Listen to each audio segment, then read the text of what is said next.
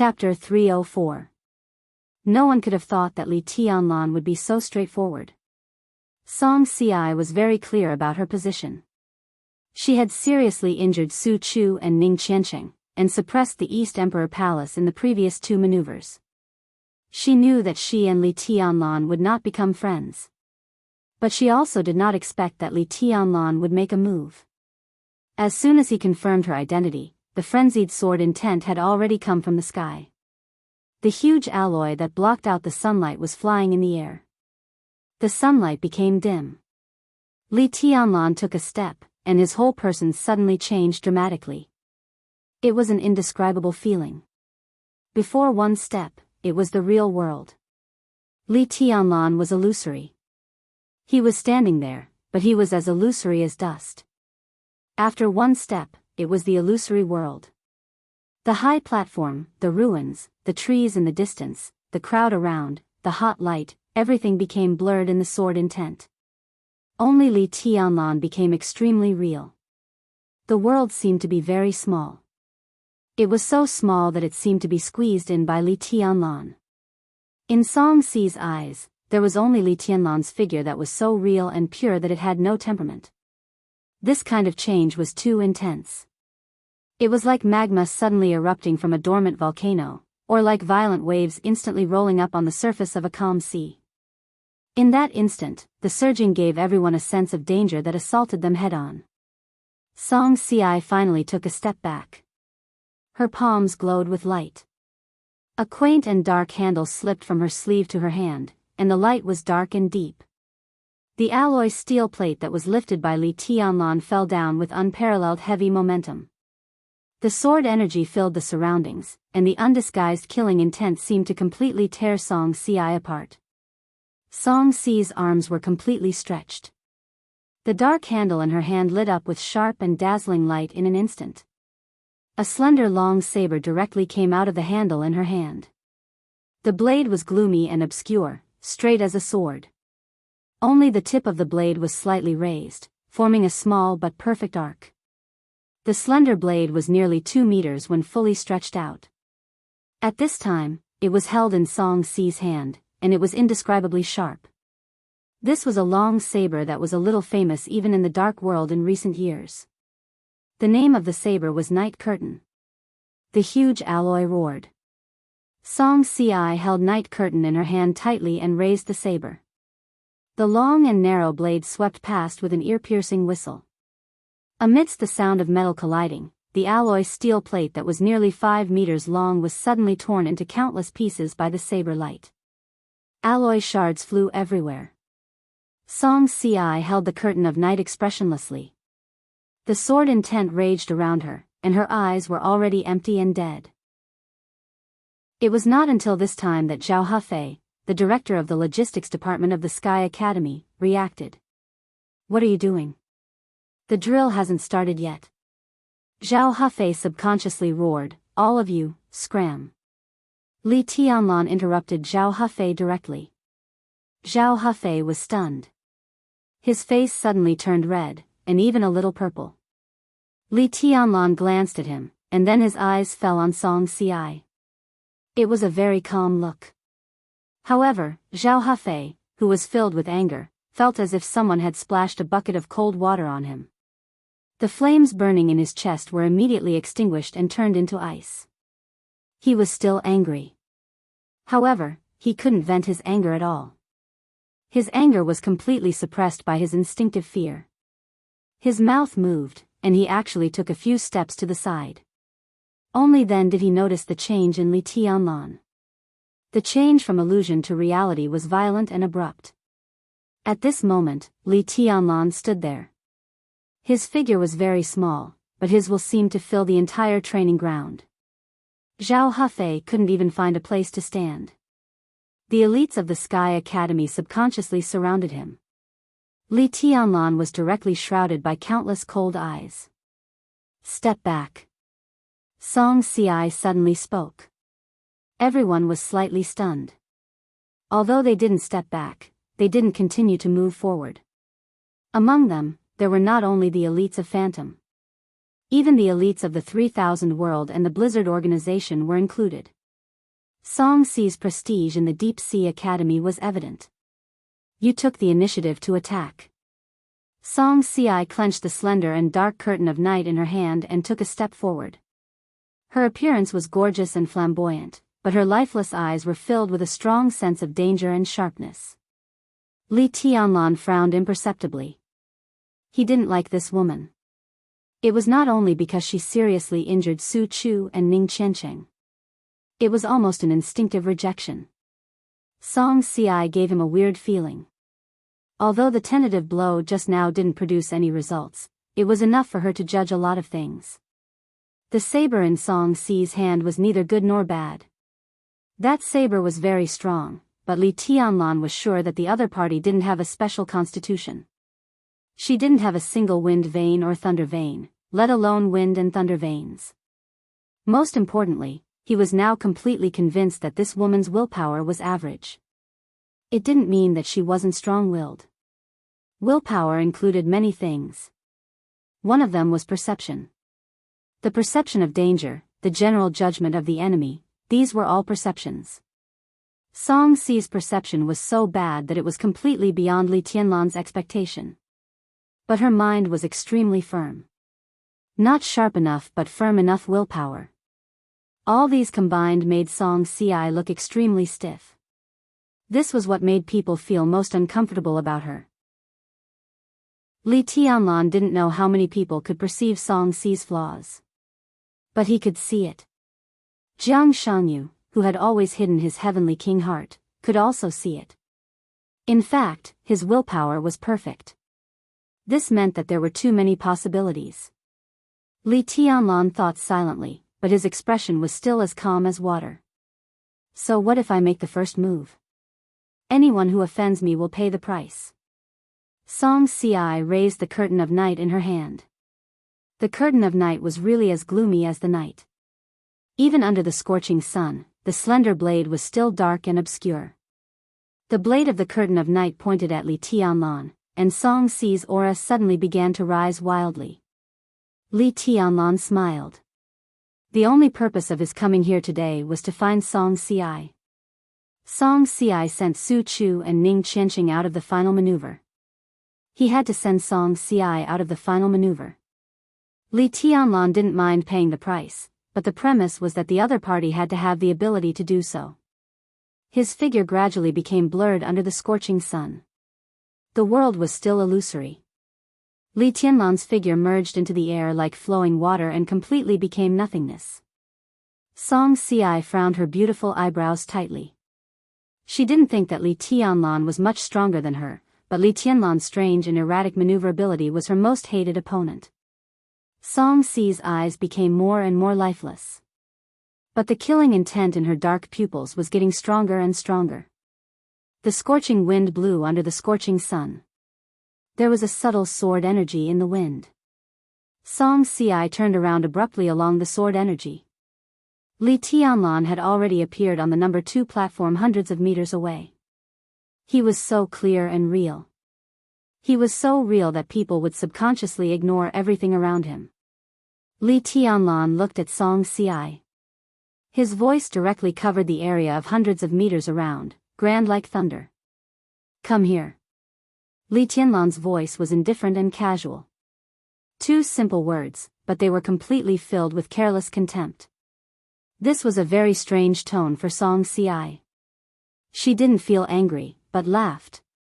She was extremely beautiful, and when she laughed, she was so gorgeous that people couldn't even look at her directly. Here it comes. Song Si said. The curtain of night shifted its direction and pointed directly at Li Tianlan. The blazing sunlight became distorted in a state visible to the naked eye along with the offset blade. A large area of space shook layer by layer with Song Si as the center. The air spread like waves. The undulating space enveloped the number 1 platform and kept spreading. The space didn't surge fast. But it slapped outward layer by layer, and when it came to Li Tianlan, it had become a violent roaring tide. The distorted space hit everything with a surging roar, as if it was going to collapse the whole world. Song Si clenched the long saber in her hand. In the extreme silence, there was suddenly a sharp and high-pitched scream that was enough to pierce gold and crack stones on the number 1 platform. Far away, the blade of the curtain of night suddenly stabbed forward. Thunder and lightning burst out, covering the sky and the sun. This stab didn't seem to use much strength, but Song Si's whole body seemed to be carried up by this stab and rushed directly to Li Tianlan. The wind rose. The clouds surged. The whole training ground completely turned into a world of thunder and lightning. Endless thunder shook the whole Sky Academy. One after another, thunder and lightning exploded on the ground. Smoke and dust rose and turned into fog. In the thick fog and thunder, the dark edge of the curtain of night appeared in front of Li Tianlan in a flash, like lightning, with the extremely condensed killing intent. Li Tianlan neither advanced nor retreated. In the face of the saber light piercing his head, he just raised his arm. He wore a silver bracelet on his wrist. The silver bracelet was quiet and flowing with light. Li Tianlan opened his 5 fingers, and the space on the number 2 platform seemed to be completely frozen for a moment. There was no frost, lightning, or fire, only the fiercest compression and contraction of space. The whole space seemed to form a wall. The air waves driven by Song Si whistled and hit the wall. The tip of the curtain of night stabbed directly with the surging waves. The space seemed to be completely still. All the sounds disappeared completely. The world was quiet. Li Tianlan stood motionless on the high platform. Song Si was in the air, keeping the posture of stabbing forward. The saber and sword had been infinitely close to Li Tianlan's palm. It only needed a few centimeters to penetrate Li Tianlan's palm.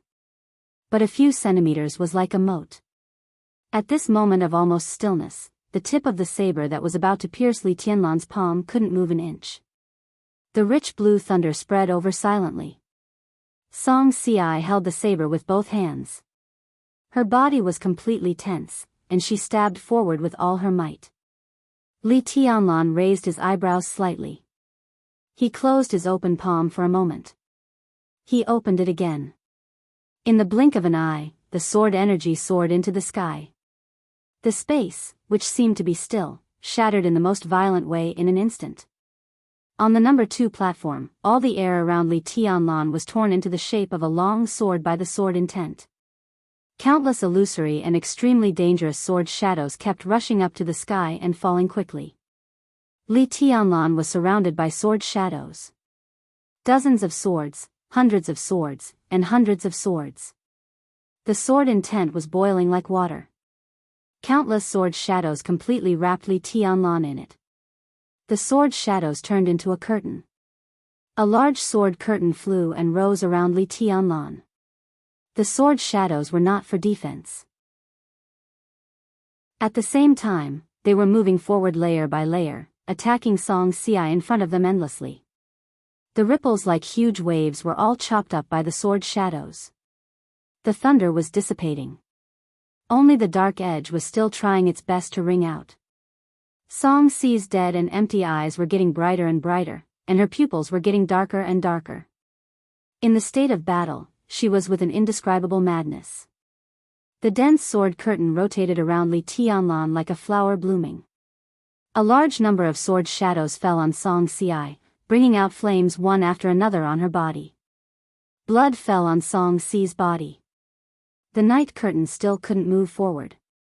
The sword intent around Li Tianlan was getting stronger and stronger.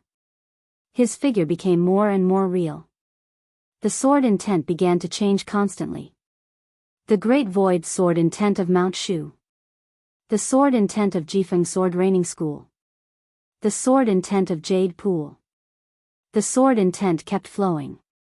The simulated sword intent was all specious, but the complex and changeable sword intent made the sword curtain around Li Tianlan grow larger and larger. The thunder around Song Si was almost annihilated. The sword curtain around Li Tianlan had spread to a scale of hundreds of meters. Huge, complex, solemn, covering the sky and the sun. The sword energy soared into the sky. Song Si's dark pupils quietly expanded, almost occupying the whole white of her eyes.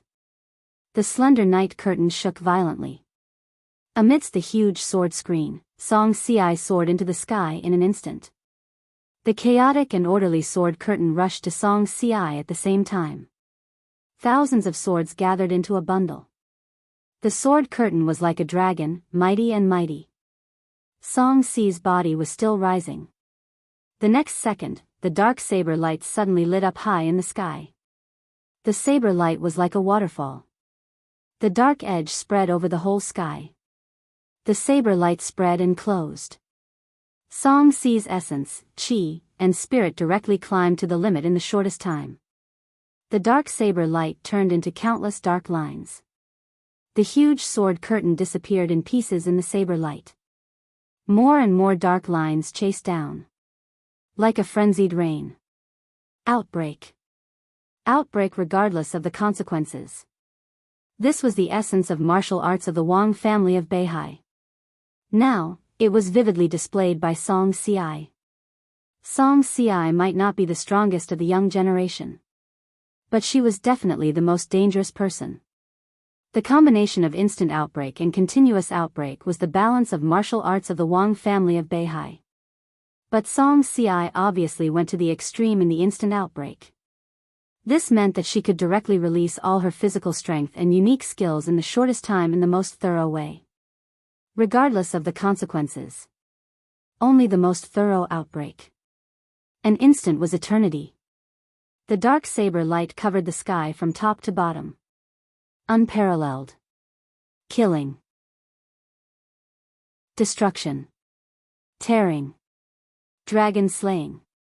In the case of absolute concentration of essence, chi, and spirit, all the combat power of Gu Si burst out in the blink of an eye. All the unique skills turned into saber light full of killing intent in the slight tremble of the blade in the night. The blade of the night went straight down. The wantonly blossoming blade light destroyed the sword curtain almost like breaking dry weeds and smashing rotten wood. Song Si's killing intent directly broke through the commanding heights. Under absolute concentration, she vaguely showed signs of a breakthrough. Li Tianlan still did not move. He let the sword curtain be shattered by the impact. He let the black saber light fall straight down. Song Si's figure went straight down in the air, wild and decisive. Li Tianlan watched quietly, his eyes calm. The completely crazy dark saber light tore the completely scattered sword curtain all the way down. It was getting closer and closer. 30 meters. 20 meters. 10 meters. The saber light swept across, bringing up a gale. Li Tianlan's white clothes were completely blown backward in the gale. Song Si could even clearly feel the chill from the white clothes made of cloud silk. 5 meters. Li Tianlan stretched out his hand again. It was still a snap of fingers. But this time, as Li Tianlan flicked his fingers, his palms suddenly formed a weird and complicated emblematic gesture. In an instant, the dark saber light with endless crazy killing intent suddenly stagnated. Song Si, whose face changed dramatically, had no time to stop. The downward saber light was about to cover Li Tianlan's body. But the saber light went up directly against the air when his emblematic gesture changed. The distance between the two sides was too close. Song Si's saber had been completely out of control. Countless saber lights almost completely covered her body in the blink of an eye. Li Tianlan looked calm. He didn't know how many people would recognize this move. But it didn't matter. There were other names for this move in the dark world. But in his view, this was the 24 moves of sword. A soft but flashing thunder light with texture completely enveloped Song Si at the moment when the saber light fell on her body. The thunder light appeared without warning. But the moment it appeared, it directly obliterated most of the dark killing intent. The thunder light was soft and deep. What it formed was not a shining electric arc, but a light that flowed and fluctuated like water. It was not dazzling, but deep and tough. Not to mention others, even Li Tianlan didn't know that the thunder-shocking realm could change like this. But the water-like thunder light was a step slower after all. A small amount of saber light swept through Song Si's body, and a large amount of blood directly splashed out, blooming with the thunder light. The blood color and the deep blue intertwined, gorgeous like a flower. Li Tianlan smiled unexpectedly, and his smile was cold. The thunder light wrapped around Song Ci slowly dissipated. Song Ci, who was covered in blood, her clothes were torn, and her face was pale, but she was still conscious. It was unknown when a slender and gentle figure had appeared on the battlefield. He had saved Song Ci and was holding her in his arms at this time. The two of them slowly descended from the air and landed on the high platform. The high platform was as flat as new. In the fierce battle, the high platform was not even damaged at all. Long time no see. The man landed with Song Ci in his arms. His eyes were calm and gentle. But under the gentle appearance, Li Tianlan clearly felt the fighting intent and killing intent deep in his eyes. Wang Xingxiao. If he hadn't suddenly appeared on the battlefield, even if Song Ci didn't die today, she would completely withdraw from the maneuver a month later. The battle was fierce and short. Song Ci rushed to the high platform. Li Tianlan reached out. He flicked his fingers. He flicked his fingers again. The battle was over. Song Ci lost. But in this short and fierce battle, no one thought that she lost so badly. Wang Xingxiao was a step too late. Li Tianlan was also a step too late. The two of them looked at each other quietly, tit for tat. A small number of spectators finally recovered from the battle. Everyone was thinking about Song Ci's almost completely out of control knife light at the end of the battle. That was Li Tianlan's unique skill. He borrowed the enemy's power for his own use. There was a sudden exclamation in the crowd. This is all-embracing collection? Wang Xingxiao looked at Li Tianlan with deep eyes. This was a unique skill famous in the dark world in recent years. It was the unique skill of the Purgatory of Heaven capital. It simulated different sword intents and could be controlled at the same time. All-embracing collection borrowed the enemy's power for his own use. They were all unique skills of the Purgatory of Heaven capital. It's the 24 moves of sword. Li Tianlan's tone was indifferent. Wang Xingxiao smiled. In addition to calmness, there was only confidence in his eyes. You really have mastered the 24 moves of sword. He looked at Li Tianlan thoughtfully. I underestimated you. Maybe you will be a good opponent. Do you want to fight? Li Tianlan asked with a smile. He pointed to Song Ci. Even if it's revenge for her, I accept it. I can do it now. Wang Xingxiao's eyes flickered. He seemed to be tempted, but he finally shook his head. No hurry. He said indifferently, we'll see each other in the maneuver a month later. We need a witness with enough weight to end the grievances between the Wang family of Beihai and the Li family. Li Tianlan burst out laughing. In the penetrating laughter, his figure gradually disappeared from the high platform. Only his voice kept ringing, getting farther and farther away. Solve the grievances between the Li family and the Wang family of Beihai? You're not qualified yet. Wang Xingxiao narrowed his eyes and looked in the direction of Li Tianlan's departure. He didn't speak for a long time. This man is really arrogant. Song Ci leaned in Wang Xingxiao's arms. Her voice was weak and cold. Wang Xingxiao smiled and said softly, he's really strong. Among the younger generation, you're the strongest. Song Ci's voice was firm and proud. Wang Xingxiao didn't speak. He recalled the battle between Li Tianlan and Song Ci.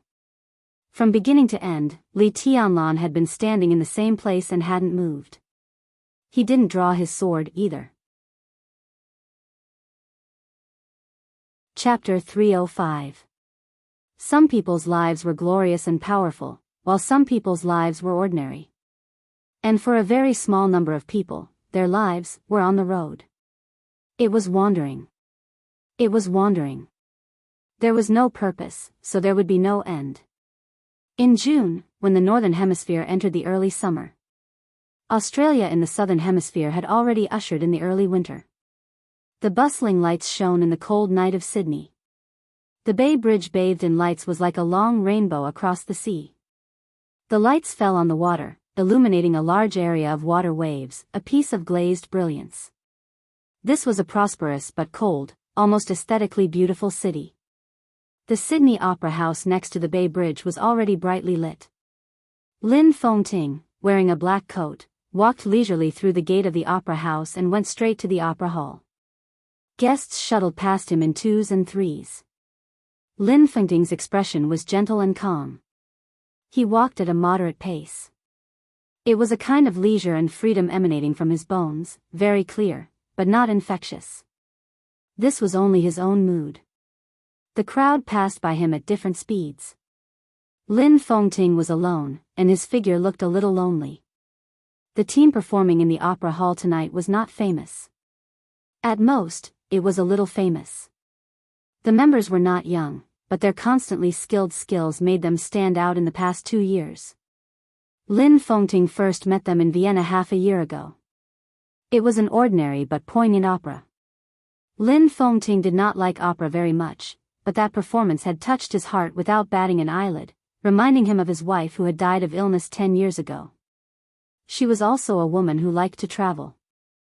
So Lin Fengting had been following the opera house for half a year. They did not know each other.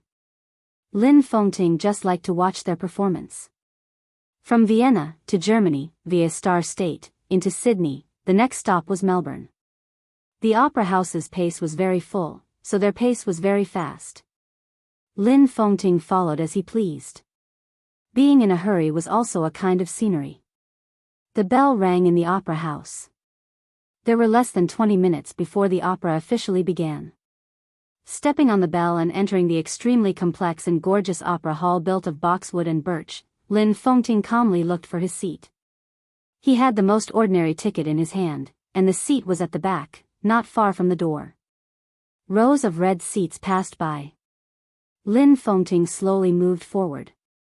He took off his coat. A wisp of natural and rich fragrance drifted over. Gentle and empty. This scent was different from any perfume.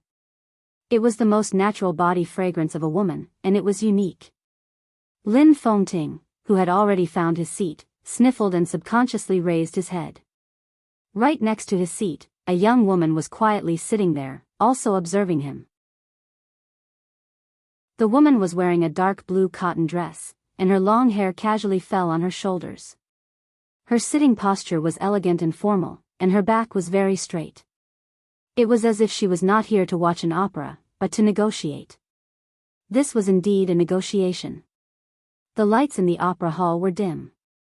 The light obscured the woman's beautiful face, but her bright and beautiful eyes, which seemed to be able to see the starry sky, were now quietly looking at Lin Fengting with a smile. Lin Fengting was stunned. It wasn't because he was stunned by the woman. Instead, it was an unexpected surprise. He didn't expect to see her here. But the moment he saw her, Lin Fengting knew that this was a negotiation. Although he didn't know what the other party wanted to talk about. Lin Fengting thought for a moment. He was a wild crane that stood aloof from worldly affairs and didn't pay attention to the so-called general trend, so he didn't remember the other party's name for a while. It wasn't that he had a bad memory. Strictly speaking, the two hadn't even formally met. He smiled and said vaguely, "Boss Qin, why are you here?" Qin Weibai, who seemed to be everywhere, was sitting next to Lin Fengting's seat. She always appeared in the most suitable place and did what she thought she should do the most. Qin Weibai bowed to Lin Fengting. Her smile was light, but her eyes were full of respect. "Sir is here, so I'm here." Qin Weibai opened her mouth with a smile. She paused and introduced herself, "I'm Qin Weibai." Lin Fengting narrowed his eyes. He took a deep look at Qin Weibai, sat down next to her, and said calmly, "Has Samsara Palace become powerful enough to track down an idle person like me?" "It's just an unintentional coincidence," Qin Weibai said softly. Her face flickered in the rotating lights of the opera hall, but people could feel her sincerity intuitively. "If you mind, sir, I'm willing to apologize." "It's not necessary." Lin Fengting shook his head, as if he didn't mind this kind of thing. He looked at the opera stage in front of him and said with a chuckle, "Boss Qin, did you come to Sydney to travel or visit a friend?" "I came specially for you, sir." Qin Weibai's tone was soft, neither servile nor overbearing. Lin Fengting frowned imperceptibly. Sitting next to Qin Weibai, he felt uncomfortable all over. Qin Weibai was naturally extremely beautiful. Lin Fengting had seen countless beautiful women in his 50 years of experience. But in terms of appearance and grace, Qin Weibai was absolutely unique. This was an undeniable fact. But sitting next to her, Lin Fengting felt more the cruelty and darkness of the dark world than her outstanding beauty. This was something he had been too lazy to touch. "What's the matter?" Lin Fengting asked calmly. Qin Weibai's tone became softer and softer. She said with a smile, "I want to borrow a sword from you, sir." Borrow a sword from Lin Fengting. Lin Fengting was not famous in the dark world, but this did not mean that this sword was worthless. Only a few people knew what his sword meant. There was silence. Lin Fengting suddenly fell silent. He felt a little strange inside. It was strange that Qin Weibai appeared here. What made him even more strange was her request. His sword could do a lot of things and kill a lot of people. But, Lin Fengting smiled. "I don't think it's necessary for me to lend you a sword." He looked at Qin Weibai without reservation or mockery. "He just told a fact, and even if I am willing to lend it to you, can you afford it?" Qin Weibai's expression did not change. She said elegantly, "We can talk about anything. What do you want? As long as I have it, I can give it to you." That was exactly the problem. Qin Weibai didn't know what Lin Fengting wanted. And Lin Fengting really didn't want anything. He looked at Qin Weibai and suddenly had an idea. He said with a strange smile, "I have a son. If I want you to be my daughter-in-law, will you be willing?" Qin Weibai didn't change her expression. She didn't even get angry. She just smiled slightly and said, "I don't have it. It belongs to my man." Lin Fengting's eyes changed. "Your man," he thought of Li Tianlan. The young man who could shock the world with one sword in Heaven Capital. He had collected information about him. He even knew that Li Tianlan had returned to Huading now. "How about I borrow a sword from you for the sake of my man and the Li family?" Qin Weibai looked at Lin Fengting with a smile. Her demeanor was perfect. She said, "Borrow." Lin Fengting knew what it meant. He owed the Li family a sword. Qin Weibai also wanted to owe him a sword. They didn't interfere with each other. Lin Fengting looked at the stage in front of him expressionlessly. He wanted to refuse. However, he had too many speculations and curiosity about the Samsara Palace. Before he figured out some things, he didn't want to completely lose contact with the Samsara Palace. But he couldn't borrow this sword. His sword entered the dark world. The Lin clan was equivalent to entering the secular world. So he shook his head and didn't speak. Silence was often a kind of determination. Qin Weibai was still calm. She wasn't surprised by Lin Fengting's attitude. If it were so easy to borrow this sword, she wouldn't have traveled from the north to the south of the earth in person. "What do you think of the Samsara Palace, sir?" Qin Weibai suddenly asked. Lin Fengting's heart skipped a beat.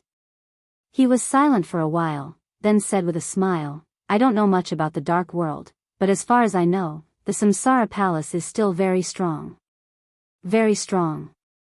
Qin Weibai nodded. "But it's also very weak. We have the invincible realm experts on the top of the divine list, murderous weapons, experts, and resources, but we don't have the foundation. In terms of real strength, it's hard for us to surpass any superpower, let alone giants like the Wang family of Beihai and the Lin clan." She said softly, but her temperament began to change slowly, becoming cold and sharp. "Sir, I don't want to be enemies with the Lin clan. The Samsara Palace can't afford to offend a power like you, whether you enter the secular world or come out. That's why I want to borrow a sword from you." Lin Fengting didn't understand Qin Weibai's meaning for a while. He thought for a while, then said indifferently, "Is there any cause and effect between not wanting to be enemies with us and wanting to borrow a sword from me?" Qin Weibai took a deep look at Lin Fengting. Her eyes were deep and bright, and her voice became colder. "The dark world is chaotic now, but it's not the most chaotic." Lin Fengting frowned. The Wang family of Beihai, the Jiang family of South America, Knights Templars, the Dark Knights, Kunlun City, the Purgatory of Heaven Capital, the Fantasy World, the Heroes Club, the names of superpowers floated out of Qin Weibai's lips one after another. The Guardian Angel of Star State, the Shadow Throne of Europe, the Aborigines of Africa. All the forces are now fighting every day. Even the Polar Ground Alliance is in internal strife. "Sir, do you know the cause of this?" Lin Fengting frowned and continued to be silent. He really didn't know these, or he didn't know much. The seemingly magnificent general trend had always been something beyond his line of sight. Since the final battle of Heaven Capital, the cause of everything is that the Wang family of Beihai and Kunlun City united against the Samsara Palace, Qin Weibai said indifferently. He was telling the truth. The two superpowers of Zhongzhou State retaliated against the Samsara Palace. The Jiang family of South America, which had suffered heavy losses, wanted to make up for the losses and take revenge. The Dark Knights, which had a good relationship with the Samsara Palace, intervened and provoked Knights Templars. The battlefield continued to expand. In the case of wars everywhere, the Guardian Angel of Star State began to guard the country. Fantasy World of North America also took responsibility. With a sense of crisis, the Jiang family of South America contacted the Aborigines of Africa. So the Shadow Throne got involved. The Purgatory of Heaven Capital seemed to stay out of it, but deity's actions in Annan State held up a considerable part of the energy of the Wang family of Beihai and Kunlun City. This was an unexpected mess. No one could have imagined that it would come to this. Fighting and killing. The flames of war swept the world in just 2 years, and there was no sign of it stopping. The original reason was no longer important. The most important thing was that now all the superpowers had no way out. This was the game of the entire dark world, and most of the Invincible Realm experts had been involved. No one knew what the final result would be. But under the huge investment, all the superpowers had been in a killing frenzy. Now almost all the superpowers were bracing themselves to hold on. They didn't dare to retreat even if they wanted to. This was really out of their control. "What do you want to say?" Lin Fengting raised his eyebrows and asked. "What I want to say is that now any power involved has lost the qualification to suspend the game. The contradiction has intensified to the extreme. The Wang family of Beihai doesn't dare to take a step back, nor does the Samsara Palace," Qin Weibai said blandly. Qin Weibai said blandly, "But the difference is that Samsara Palace has been prepared for this for a long time. From the very beginning, we have already expected this situation." Lin Fengting's eyes finally became serious. The Samsara Palace had been mentally prepared for everything today. From another perspective, could it be explained that today's chaos in the dark world was completely planned by the Samsara Palace? All the superpowers in the dark world were giants.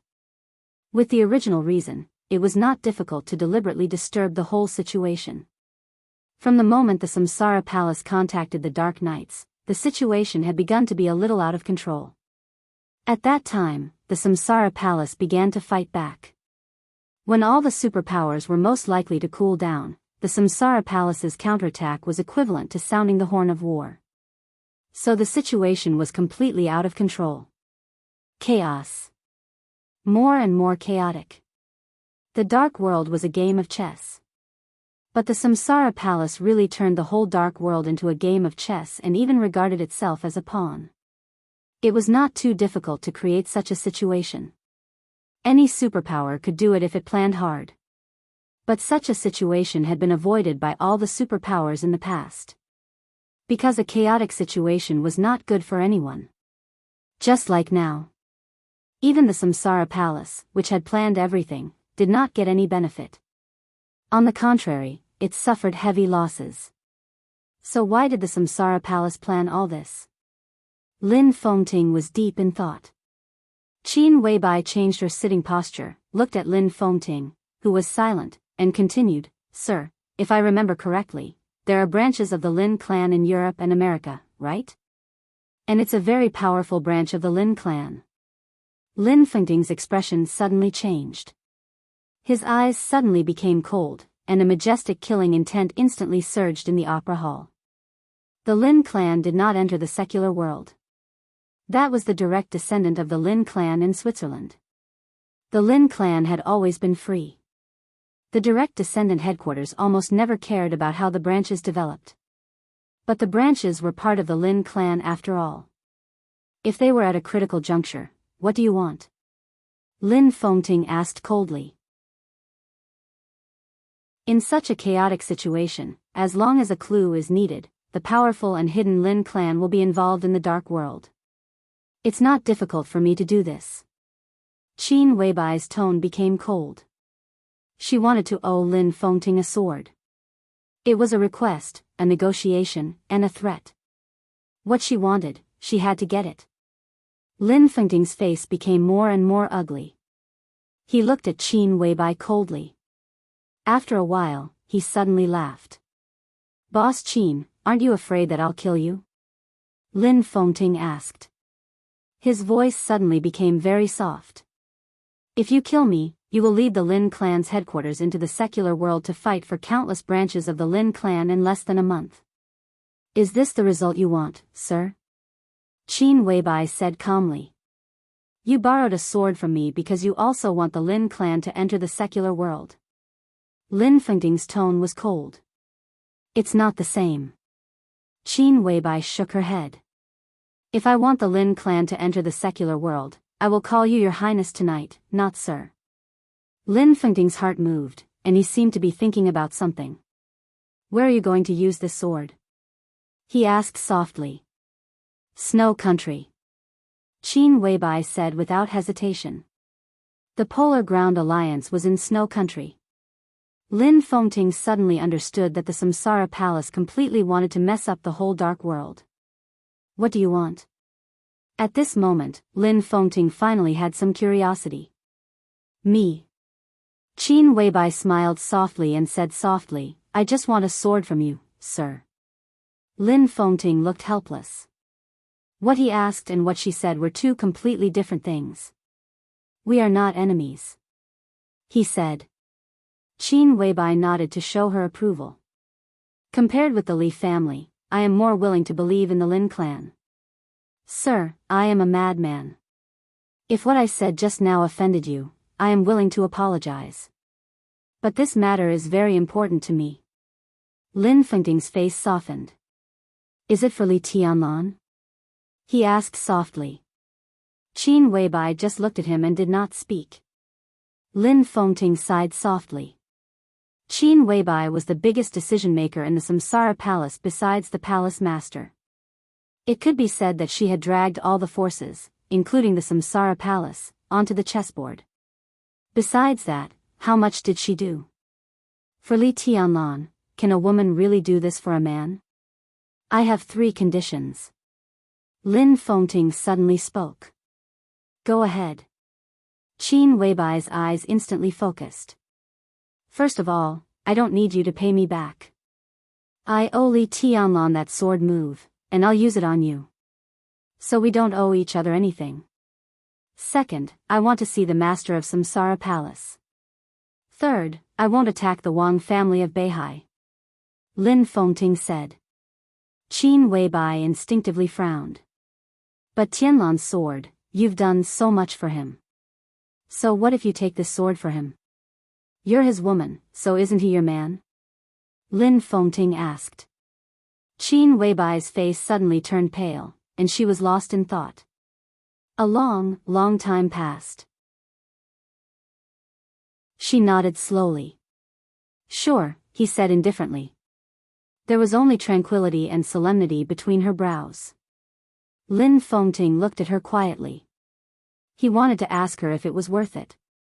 But when the words were on the tip of his tongue, he sighed quietly and said softly, Boss Qin, have you ever been happy in your life? Qin Weibai froze for a moment. Her eyes were in a trance. Yes, she said softly after thinking for a long time. In Huading, she was happy every minute and second she spent with Li Tianlan. She remembered every word he said, every expression on his face. That happiness was short. But it was enough. Really. It was enough. Lin Fengting shook his head in silence. He didn't know if Qin Weibai was happy. He only felt that Qin Weibai was very tired now. When do you need this sword? Lin Fengting asked. About a month later. Qin Weibai came to her senses and said. So soon? Lin Fengting was a little surprised. He looked at the stage and said with a chuckle, it seems that I have to go back to prepare and adjust my state. It was hard for him to imagine that the war in the dark world that lasted for 2 years would end in a month. It was also hard to imagine what the result would be. He looked at Qin Weibai with complicated eyes. The number 2 figure of Samsara Palace in front of him seemed to be ready for everything. I'll go to Snow Country in a month. Lin Fengting said. The opera was about to begin. Qin Weibai stood up, bowed deeply to Lin Fengting, and said respectfully, thank you, sir. She stood up straight and went straight to the door without looking at the stage. In the other direction, flaming fire followed them quietly and blindly. Qin Weibai walked in front. Flaming fire was behind her. But her figure was still so lonely. Lin Fengting watched her leave and subconsciously grasped the coat in his hand. It was early winter in June in Australia. The air was cold. It was like a glacier in the polar region. Chapter 306. Just as the Dongqing clan's words carried weight in Zhongyuan, the Jiang family's foundation was also unique in Beijiang of Zhongzhou State. Perhaps the Jiang family in Beijiang had not reached the absolute ruling power of the Dongqing clan in the Central Plains, but in Beijiang, the Jiang family could definitely be said to be the largest wealthy family. This was the Jiang family of Jiang Shan. It was also Jiang Shangyu's Jiang family. In the past 100 years, the Jiang family had been running Beijiang for nearly 3 generations. If there were no accidents, there would be a 4th generation. As the generations went on, sooner or later, the largest provincial capital in Zhongzhou State would become the Jiang family's backyard. This was a family with enough wisdom and tenacity. Rational, steady, and down to earth. The changes in the northern borderline in the past 100 years were almost all clearly marked by the Jiang family. The current patriarch of the Jiang family was Jiang Shan. He was one of the members of the decision-making committee of Zhongzhou State, the leader of Beijiang, one of the former 4 spirits of Zhongzhou State, and the former general of 9 regions. This was a real high position and power, whether in Beijiang or Zhongzhou State. The Jiang family rose to power in the generation of Jiang Shan's grandfather. At that time, the old man did not have any so-called background or support. After he was assigned a job to the northern borderline, he was down to earth and conscientious for nearly 40 years. The old man himself did not have any great achievements, and the peak of his career was only the mayor of a prefecture-level city. However, the old man had left behind a network that could not be underestimated. With the support of the old man, Jiang Shan's father and siblings began to establish a foothold in Beijiang. Jiang Shan's uncle entered the Western Theater of Operations. His father continued to climb his career and finally entered the promotion sequence. Although it was only a deputy position, his power was extraordinary, and he finally entered the eyes of the Prince Group. His aunt established the family business of the Jiang family. His uncle specialized in martial arts. The 4 siblings each had their own development. That was the beginning of the entire Jiang family. Another few decades later, the Jiang family began to rise in Jiang Shan's generation. Jiang Shan made full use of the resources accumulated by 2 generations in Beijiang and the connections of the Prince Group. Jiang Shan also lived up to the expectations of the people and continued to advance in this land where the people were valiant. Steady, silent, domineering, yet calm and collected. In the span of 3 generations, the Jiang family had become a second-rate family from the beginning, which had no foundation at all, and finally completed the transformation into a first-rate wealthy family. The Jiang family was the soul of Beijiang. The Jiang family relied on the northern borderline. This feeling had been accumulated over several generations, and it had become thick and passionate. Jiang Xianxia had been in Beijiang for a week. But he never got to see his father. Jiang Shan was very busy. He could be said to be one of the most successful leaders among the previous leaders of Beijiang. His daily schedule was full. Jiang Xianxia got the news from the secretary that Jiang Shan had not returned home for nearly a month. But Jiang Xianxia had to wait. He had something very important to confirm with his father. It was almost noon. An old-fashioned Mercedes-Benz slowly drove into the Beijiang Council's compound. The number plate of Beijiang reflected the sunlight, looking mysterious and majestic. Jiang Xianxia, who had been sitting on the balcony in a daze, stood up and jumped directly from the balcony on the second floor. The Mercedes-Benz slowly came to a stop. Jiang Xianxia walked to the side of the car and opened the back door himself. Jiang Shan, who finally had some time to go home, got out of the car. Jiang Shan was not tall and slightly fat. He was less than 50 years old this year, but his hair had already turned white. His skin was dark. Judging from his appearance, he looked like an ordinary fatty. But this was a very dignified fatty. His expression was calm, and his whole body carried a kind of natural majesty after being in a high position for a long time. He was like the vast land of Beijiang, desolate and distant. Jiang Xianxia smiled and called him Dad. Jiang Shan nodded and said calmly, "Let's eat first. I have a meeting in the afternoon." Jiang Xianxia nodded, took the bag from his father's hand, and walked into the number 1 villa of the council's compound. 7 days at home. He knew very well that the real time with his father was only the time for this meal. Jiang Xianxia made a few dishes by himself, and a braised fish was the only meat. The father and son sat at the table and ate in silence, like a whirlwind. After the meal, Jiang Xianxia made a cup of tea for Jiang Shan. "What's the matter?" Jiang Shan took the teacup and asked casually. "The final maneuver of the 2 academies will begin in a month. Dad, will you also go?" Jiang Xianxia asked. Jiang Shan took a sip of the hot tea and thought for a while. He shook his head and said, "I'm not sure. I've received the invitation, but I may not have time." He put down the teacup, knocked on the table casually, and said, "Gu Hanshan entered your 3000 world?" Jiang Xianxia nodded. His expression was still relaxed, but his eyes became dignified. The news had already spread throughout Jianghu state. But for the father and son pair, this kind of news clearly had other meanings. Jiang Shan's thick fingers tapped on the table again and again. After a long time, he said calmly, "What's your plan?" "I came home this time to see what your plan is." Jiang Xianxia opened his mouth respectfully. Jiang Shan was silent again. This time, he was silent for a longer time. Jiang Xianxia waited patiently. "Is there any progress on Wang Yuedong's side?" Jiang Shan looked at Jiang Xianxia and suddenly asked.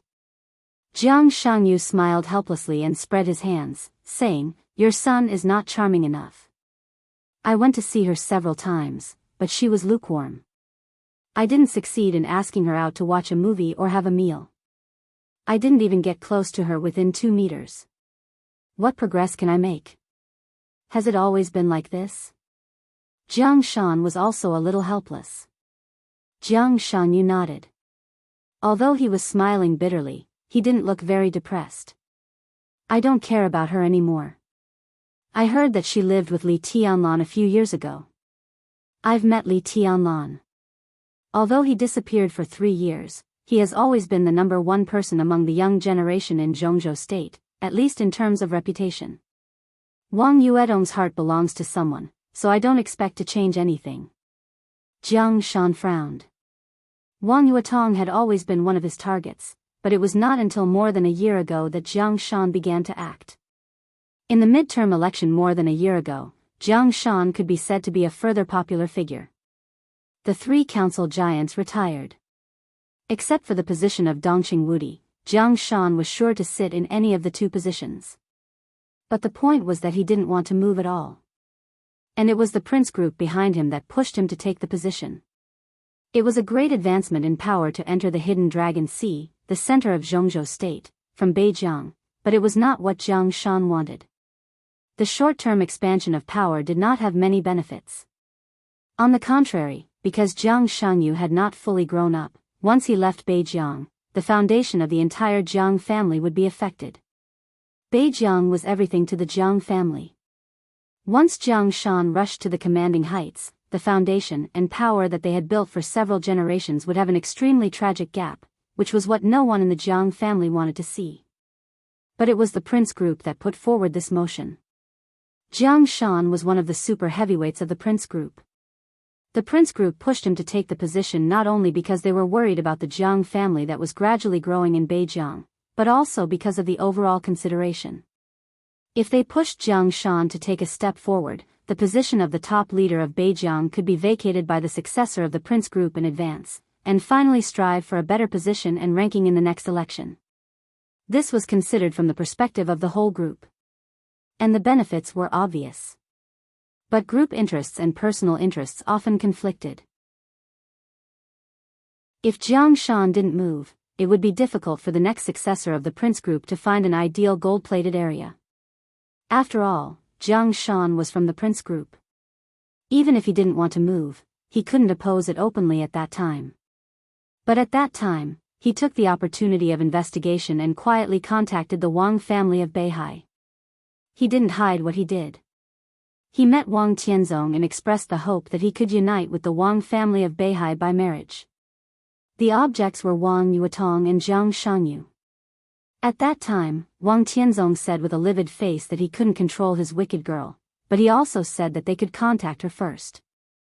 Soon after Jiang Shan came back, Wang Yuetong entered Yuzhou. During this year, she had been working in the General Staff Department as a deputy division level, which created an opportunity for Jiang Shanyu. It was obvious that Jiang Shan contacted the Wang family of Beihai. After the prince group waited again and again, and with the pressure from Kunlun City, they finally cancelled the idea of letting Jiang Shan move. But the rift between the two sides had gradually formed. Jiang Shanyu knew that his father was looking forward to the marriage between him and Wang Yuetong. But now it seemed that such a marriage would not work at all. So in the past year or so, in the case of a gradual rift with the prince group, the Jiang family was in a very difficult situation and under great pressure. It was no secret that the Jiang family could not unite with the Wang family of Beihai by marriage. So the Special Warfare Group, which had been very close to the Jiang family, began to quietly offer an olive branch. But Jiang Shan didn't respond. As the final maneuver of the two academies approached, Jiang Shanyu's 3000 world accepted Gu Hanzhan, which could be said to be the most obvious signal given by the Jiang family in the past year or so. This signal was sensitive enough to at least cause uneasiness in the prince group. But now, everything was not certain. Jiang Shanyu came back to see Jiang Shan's specific plan. Gu Hanzhan entered the 3000 world. This seemed to be a transaction and alliance between the younger generation. But in fact, within the Special Warfare Group and the Prince Group, this was the clearest signal. Under this signal, there were two endings. The first was that Jiang Shanyu would withdraw from the 3000 world after the final maneuver when Gu Hanzhan occupied the leading position. The second was that Jiang Shanyu would stay and serve as the number 2 figure in the 3000 world. The first ending proved that although there was a rift between Jiang Shan and the Prince Group, he was still a member of the Prince Group, at least without obvious disloyalty. The second was equivalent to directly showing that one of the Jiang family's feet had stepped into the position of the Special Warfare Group. The position of the Jiang family would become very subtle. The impact of a member of the decision-making committee changing his position was too great. But before Jiang Shan officially made a final decision, the Jiang family still had the value of winning him over, but it would also arouse the hostility within the Prince Group. This was a subtle and dangerous opportunity. Before the final maneuver began, Jiang Shanyu must listen to his father's decision. If you have no decision, I can withdraw from the 3000 world after the maneuver. Jiang Shangyu suddenly said. Jiang Shan's fingers, which were tapping on the table, paused. He raised his eyelids and looked at him, saying, "Are you willing?" Jiang Shangyu smiled. "It's nothing. Gu Hanshan can't take away what belongs to me." Jiang Shan took a deep look at his son and said calmly, "What's your plan?" "I don't have a specific plan yet. I just have a goal." Jiang Shangyu shook his head and whispered, "Li Tianlan." Jiang Shan's eyes suddenly froze.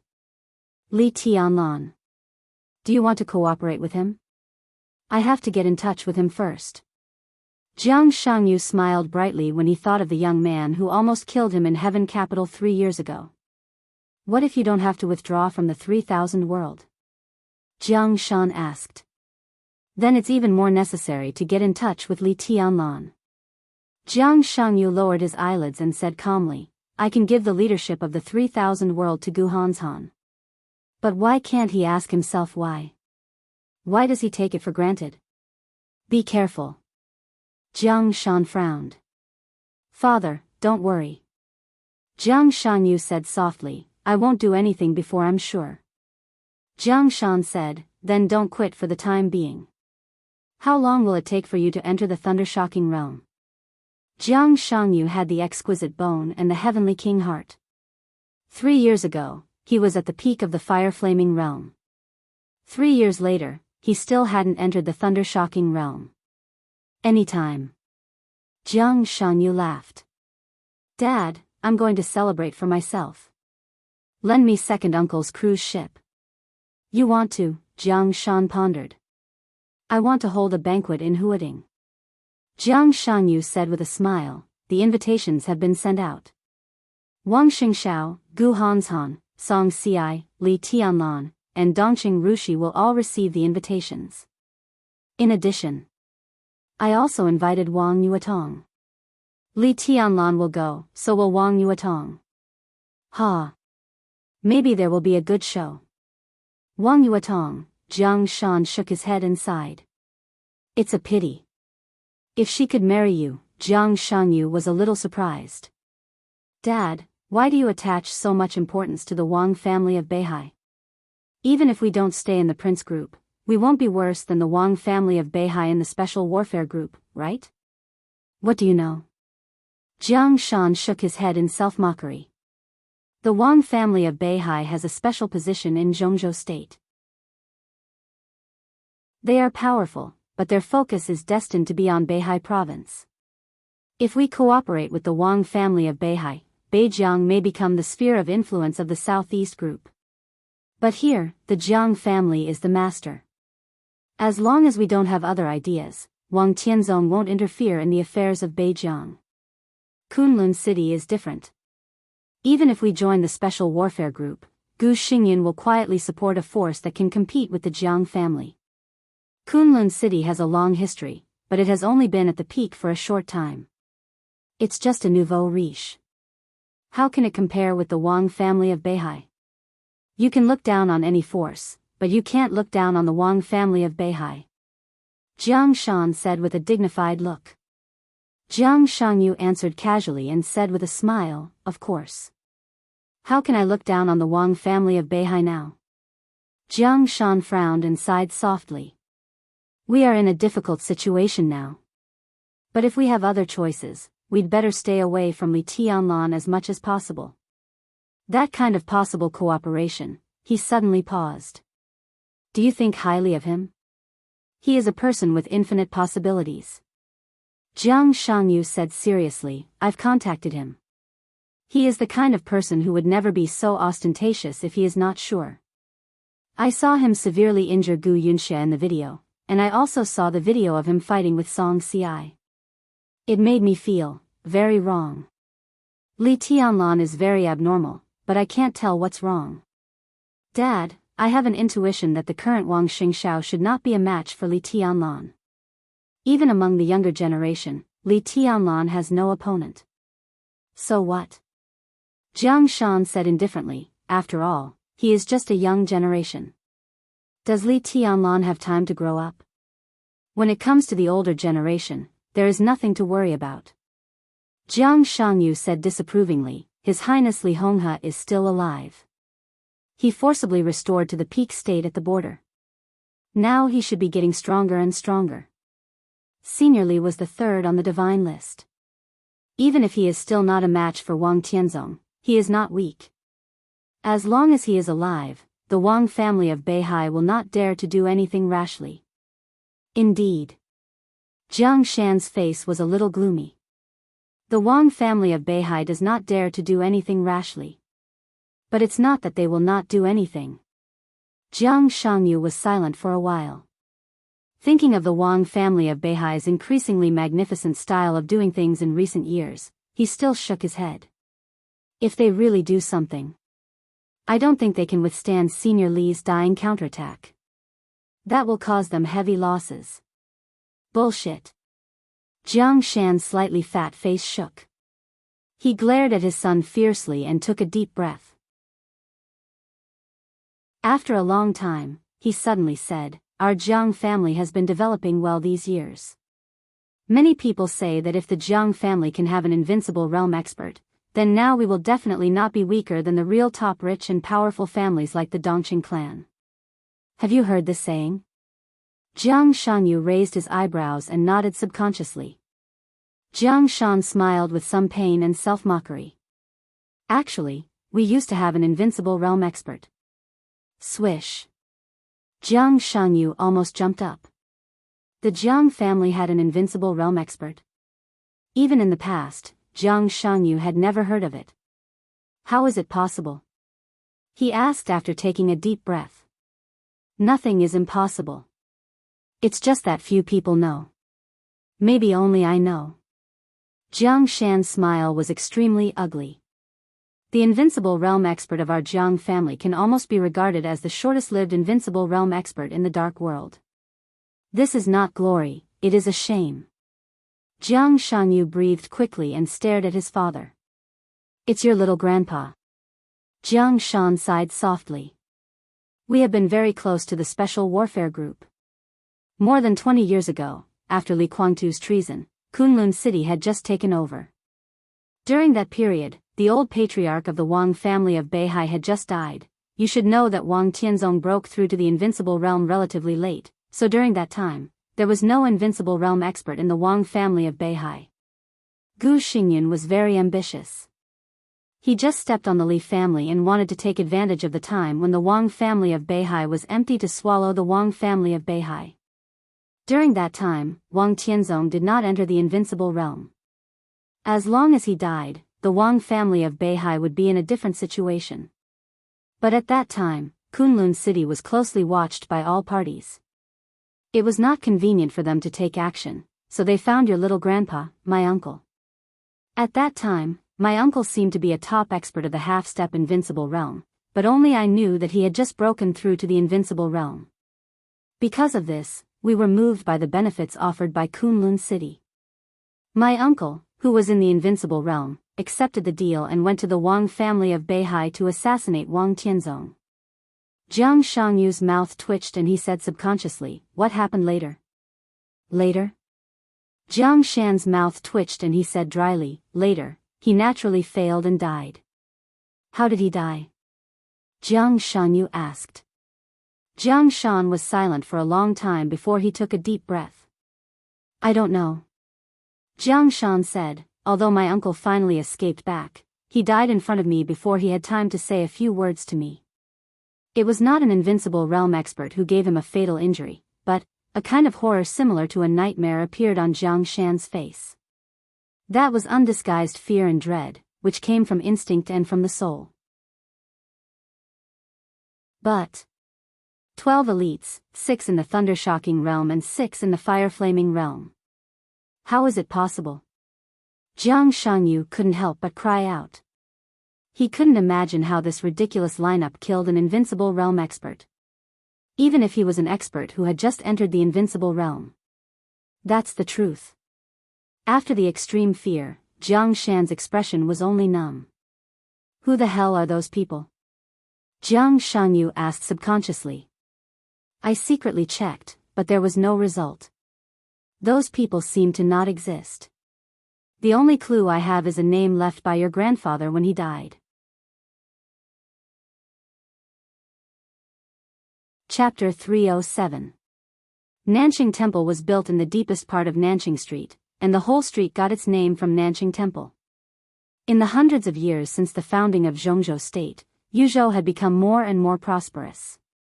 Today, Nanqing Temple had become one of the few buildings of the previous dynasty in Yuzhou City. Nanqing Street was narrow and deep. 2 rows of straight poplars were planted on both sides of the street. The dense canopies of the thick poplars almost covered the sky. Standing in the middle of the street and looking up at the sky, there was only a line left. This was known as one of the quietest streets in Yuzhou.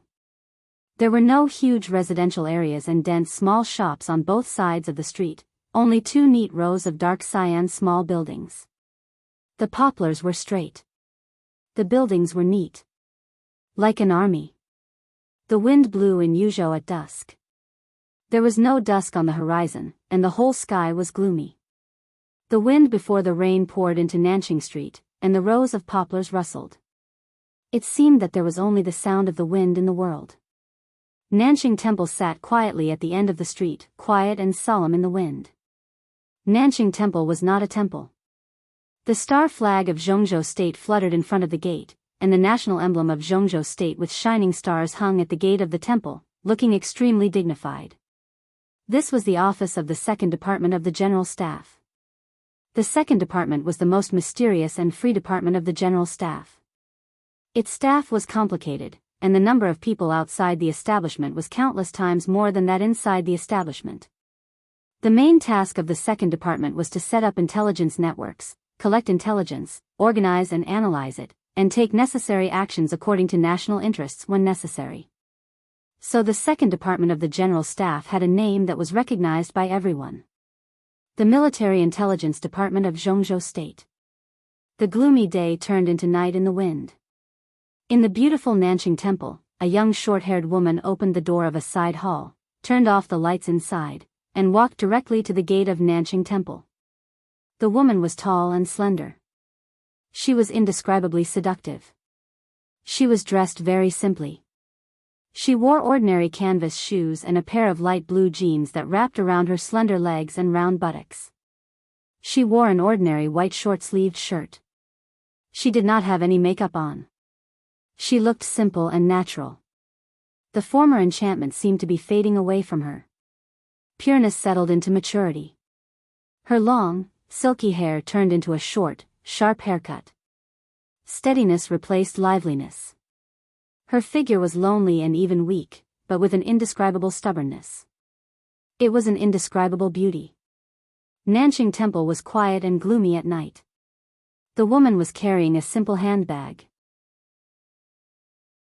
Walking quietly in the flourishing Nanqing Temple, it was as if he had lit up the entire night sky. He had been in Yuzhou for more than a year. Whether it was day or night, she was always the most beautiful scenery in Nanqing Temple and the most beautiful color on Nanqing Street. Yue Tong, working overtime again? A gentle voice sounded. Under the night sky, Nanqing Temple was illuminated by a faint light. A figure with a blurry face was standing there. Wang Yuetong couldn't see his face clearly, but from his military uniform, especially the marshal's epaulet, she could clearly judge his identity. General Yi. Wang Yuetong stood at attention and saluted. She said in a flat tone, "Why are you here?" Standing in front of her was the god of army of Zhongzhou State, Yi Dongsheng. Yi Dongsheng's personal force was not extremely powerful, and his realm of the thunder-shocking realm was just something he could show off. He was known as the god of army of Zhongzhou State, and the proudest thing about him was his brain. Over the years, Yi Dongsheng was the best candidate to be the commander in several covert foreign disputes and numerous large-scale military exercises in Zhongzhou State. And the wars he commanded were almost never defeated. Although Zhongzhou State suffered heavy losses in the final battle of Heaven Capital, it was not Yi Dongsheng's fault. Zhongzhou State valued the cooperation with the Samsara Palace too much. As a result, when the Samsara Palace made a move, all of Yi Dongsheng's plans suddenly became useless.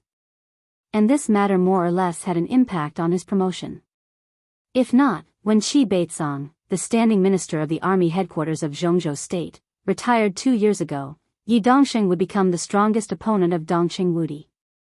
Once Yi Dongxing won, the overall power of the Wang family of Beihai and the southeast faction would expand rapidly, and some more and more obvious hidden dangers would be suppressed by Yi Dongxing.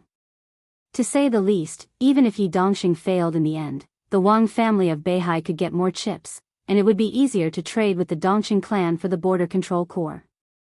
Unfortunately, all of this came to nothing because of the betrayal of the Samsara Palace in the final battle of Heaven Capital, which directly led to Yi Dongxing's serious lack of competitiveness when competing with Dongqing Wudi. In fact, the Wang family of Beihai and the Southeast Group were really having a bad time in recent years. The hidden dangers inside the Wang family of Beihai were getting more and more serious, and the internal conflicts had been escalating in the past 2 years. Now it had reached the point where all discerning people could detect it. In the past 3 years, the Wang family of Beihai had at least 2 opportunities to eliminate this hidden danger. The first was that Yi Dongxing became the new giant of the empire. If he defeated Dongqing Wudi and took over, all the hidden dangers would be suppressed. Unfortunately, it was Dongqing Wudi, the commander of the Border Control Corps, who came up in the end. Yi Dongxing was still suppressed as the deputy minister of the army headquarters and the minister of the general staff. The second opportunity was for Wang Xingxiao to inherit the dragon vein. If Wang Xingxiao merged the dragon vein after breaking through the peak of the thunder-shocking realm, he could enter the invincible realm in just 1 or 2 years with the help of the immortality potion. This could also eliminate the hidden dangers inside the Wang family of Beihai. But when the Wang family of Beihai was still preparing for these, he had already perfected his martial arts with the help of the dragon vein. So the hidden dangers of the Wang family of Beihai still existed. The nerves of every big shot of the Southeast Group were getting tighter and tighter. In the dim light, Wang Yuetong took 2 steps forward. She could clearly see the solemnity in Yi Dongxing's eyes. Wang Yuetong hesitated a little, but in the end, she didn't ask anything. Yi Dongxing sighed tiredly, looked at Wang Yuetong, and said with a chuckle, "I'm here for a meeting and to see you. Yuetong, you haven't called me Uncle Yi for a long time. I work in the general staff, and now I'm a soldier under your command. It's not appropriate to call me Uncle Yi." Wang Yuetong said lightly. Yi Dongxing looked at Wang Yuetong as if he were looking at a child in a fit of pique. He knew that Wang Yuetong held a grudge against him. It was Wang Tianzong's arrangement that she came to work in the general staff. The general staff had always been the traditional sphere of influence of the Southeast Group. Yi Dongxing, as the deputy minister of the army headquarters, was in charge of the general staff, and he managed the place well. Wang Yuetong worked in the general staff, which meant that she had always been under his eyes. It was not surveillance, but Yi Dongxing paid a lot of attention to Wang Yuetong's movements. Wang Yuetong naturally didn't like this feeling. "What's wrong with it?" Yi Dongxing sighed. "I was your grandfather's secretary for nearly 10 years. For a few years, your father put you in foster care at our home. I watched you grow up."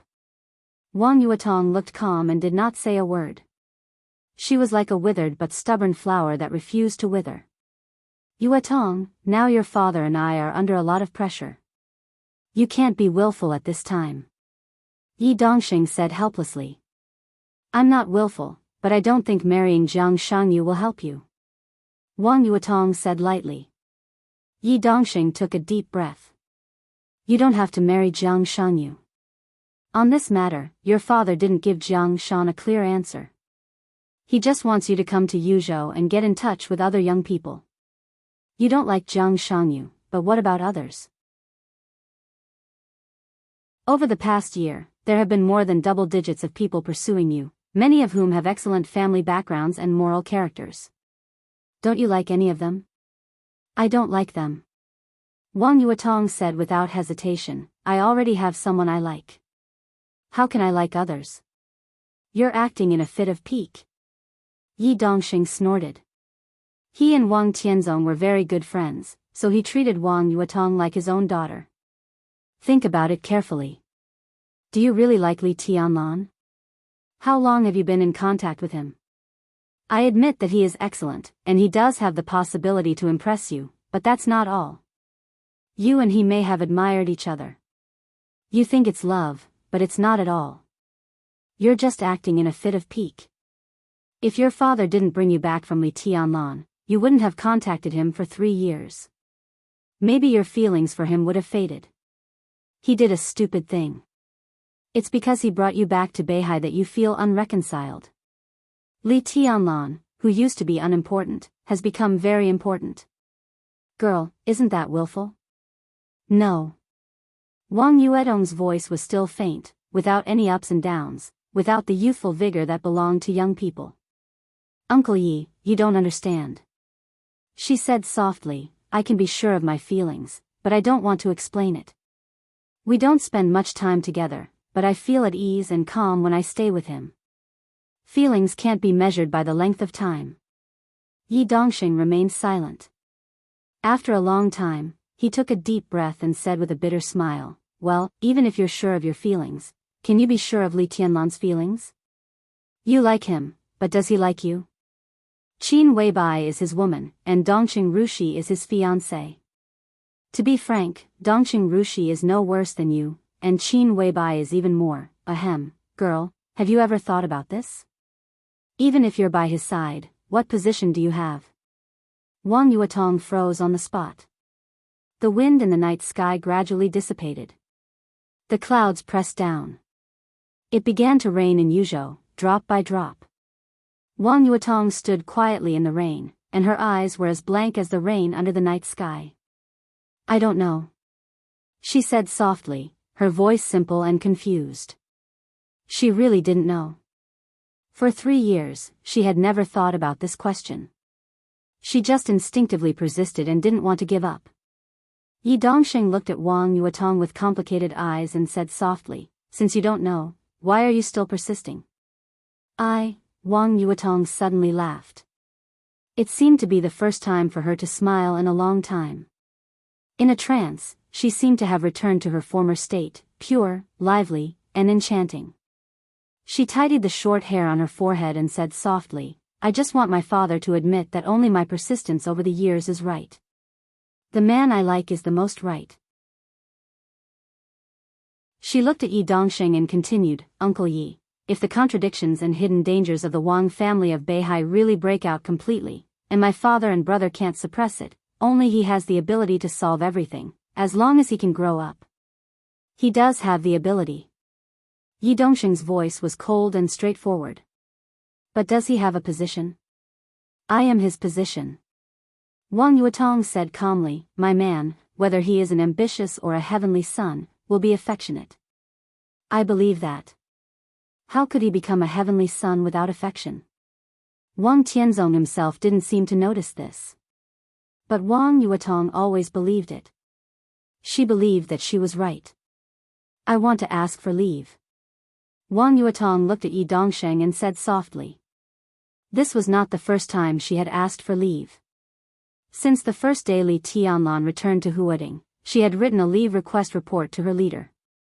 However, her report was conveyed to the leader level by level and finally reached Yi Dongxing's desk. Yi Dongxing didn't approve it. Wang Yuetong didn't move. Because she knew very well that if the leave was not approved, she couldn't leave Yuzhou. Yi Dongxing was silent for a long time. Just when Wang Yuedong's heart became cold again, he finally nodded. Yes. Yi Dongxing said. Wang Yuetong froze in place for a while, looking at Yi Dongxing in a daze and didn't speak. You can go to Huading and see Li Tianlan. Yi Dongxing lowered his eyelids, hiding all his eyes. Wang Yuetong suddenly panicked. 3 years. So many struggles, so many thoughts, so many tortures. Wang Yuetong never doubted her feelings, nor did she escape her lovesickness. Now Li Tianlan was in Huading. She was in Yuzhou. She had a holiday. As long as she wanted, she could see the man she yearned for day and night in a few hours. But at this moment, Wang Yuedong's heart suddenly panicked. The positions of the Wang family of Beihai and the Li family suddenly became extremely sharp and clear. The scenes when they parted also began to reappear in her mind. Wang Yuetong was a little scared. She wanted to see Li Tianlan, but she didn't dare. She wanted to go to Huading, but she needed a reason. Yi Dongxing took out an invitation and handed it to Wang Yuetong. This is an invitation for you, an invitation from Jianghu. Tomorrow night, he will hold a banquet on the Huangpu River. It's a summit meeting of the young generation. Li Tianlan will go. Wang Yuetong's breathing suddenly quickened. She suddenly felt grateful to Jianghu. Because this invitation card was the reason she needed the most. She took the invitation with trembling hands, suddenly bowed deeply to Yi Dongxing, and ran directly to the door. She staggered, not wanting to wait any longer. Your father asked me to tell you something. Yi Dongxing's voice sounded behind her, clear and steady. Don't think too lowly of yourself. At least in his heart, you are nobler than anyone else. Wang Yuetong's figure was slightly stiff. She thought of the increasingly poor father-daughter relationship with her father in the past few years. Wang Yuetong's heart ached, and she directly rushed out of Nanqing Temple. Li Tianlan stayed in the Sky Academy for nearly a week. He didn't return to the director's compound in Wudong New area until Li Beidian, Su Chu, and Ning Qianqing's injury stabilized. Dongxing Rushi had been living here. Zhou Yuanshan had returned to Zhongyuan. Dongxing Chuchi was still working and hadn't gotten off work. So when Li Tianlan came back, only Dongxing Rushi and the golden retriever were sitting in the living room. Dongxing Rushi was reading a book. The golden retriever was quietly lying at her feet, staring at the cartoon on TV. No one knew what it was observing. Seeing Li Tianlan come back, the golden retriever directly rushed over and hung on Li Tianlan. Dongxing Rushi also seemed a little happy. You're back. Li Tianlan nodded, caressed the golden retriever's head, and put it on the ground. He said, the first group of elites of the Deep Sea Academy has already arrived at the Sky Academy. I heard about it. Dongxing Rushi poured a glass of water for Li Tianlan. Her eyelashes fluttered gently, and her bright eyes sparkled with a little smile. She was a little shy, a little proud, and a little clear and soft.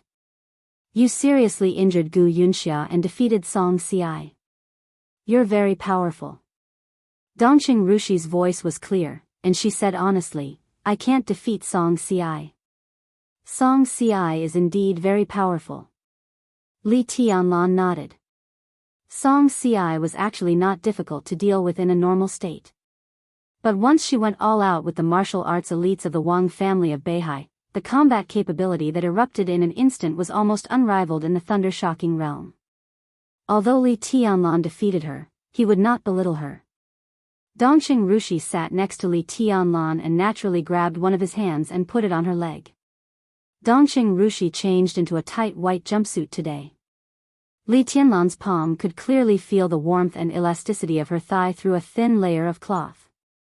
His heart jumped uncontrollably, and then he said as if nothing had happened, when are we going to meet them? We can go to the maneuver one day in advance. I'll be with you. Dongxing Rushi said honestly. Li Tianlan thought for a moment. Then shall we go to East Emperor Palace? Dongxing Rushi's eyes lit up. Before she could speak, the phone suddenly rang. Dongxing Rushi picked up the phone, looked at it, and said softly, it's father. You answer it? You answer it. Li Tianlan shook his head. The enthusiasm of the Dongxing clan always made him feel that he could not bear it. But after that night, Li Tianlan felt that there was less and less room for him to dodge. He subconsciously looked at Dongxing Rushi's small mouth. Red, full, gentle, it was a little jerky, but very flexible. Li Tianlan's body felt hot. He picked up the water glass in front of him and took a big sip. Dongxing Rushi felt Li Tianlan's gaze. She blushed, picked up the phone, and called Dad. Rushi, are you with Tianlan? Dongxing Wudi's voice was very soft. Dongxing Rushi said obediently, he's watching cartoons next to me. Li Tianlan looked at the two funny bears on TV with a helpless face. Dongxing Wudi smiled with some relief. Well, it's good to be together. You should get to know each other more. Dongqing Rushi said, Dad, what happened? Dongqing Wudi was silent for a while, and then said slowly, nothing, but in the final maneuver a month later, you should join East Emperor Palace. Tianlan has few helpers now.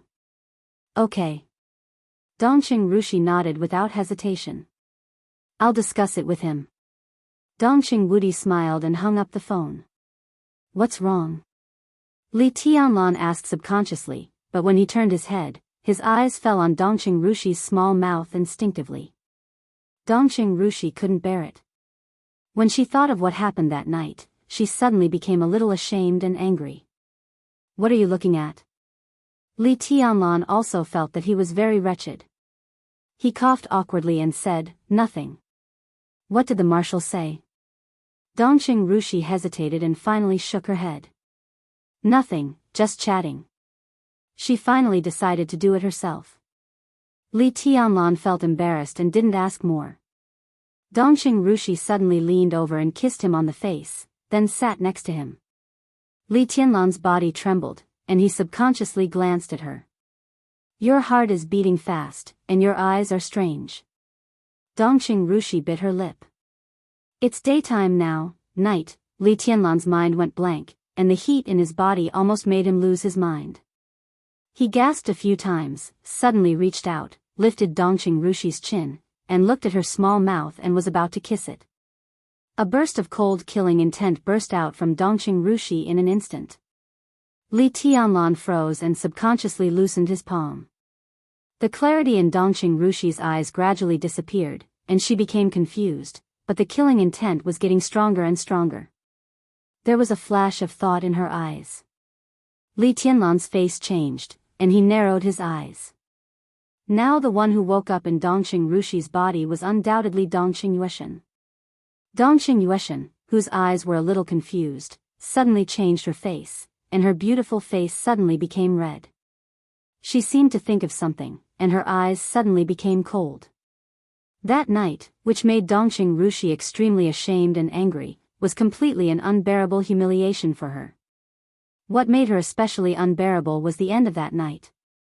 Whether it was intentional or not, Li Tianlan actually got it on her face. Dongqing Yueshan's eyes suddenly became incomparably cold. She stared at Li Tianlan, and her delicate body couldn't stop trembling. You, how dare you blaspheme me? She looked at Li Tianlan with a face full of disbelief. Blaspheme. Just one word was enough to show how arrogant Dongqing Yueshan was. I'm just spoiling my fiancé.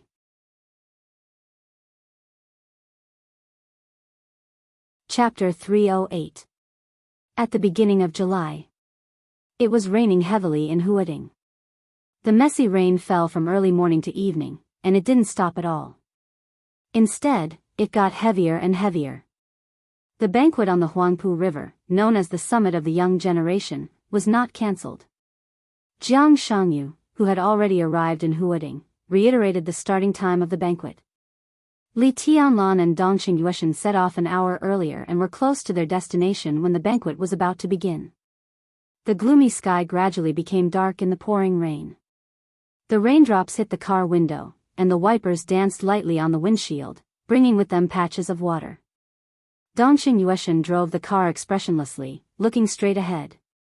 When the two personalities alternated on her, if she didn't disguise herself, she would have two completely different temperaments. Dongqing Rushi was beautiful and innocent, well-behaved and elegant, silly and adorable, like a clear spring without impurities. It was crystal clear. Dongqing Yueshan never hid her indifference. It was a kind of indifference that rejected the whole world, with too many complicated melancholy and quietness. The same body. But the two personalities represented two completely different wills. I remember when you were in Heaven Capital, you said that even when Rushi appeared, you could feel everything that happened outside. Li Tianlan sat in the passenger seat and suddenly said. After Dongqing Yueshan appeared in place of Dongqing Rushi, the two didn't fight in the council yard. On the contrary, Dongqing Yueshan seemed to swallow everything. Dongqing Chuchi didn't go back last night. When the two were alone, they even slept in different rooms last night, not to mention any erotic contact. Li Tianlan could feel that Dongqing Yueshan seemed to be trying hard to suppress her emotions, but intentionally or unintentionally, she still clearly revealed her disgust for him. But she still didn't make a move. Li Tianlan knew it was not a good thing. When Dongqing Yueshan's attitude was so clear, she didn't make a move, which could only mean that she was still waiting for an opportunity. Just like the lovesickness under the thunder in heaven capital. I'm meditating. Otherwise, how can our strength improve so fast? If not, how can you desecrate my body, you bastard?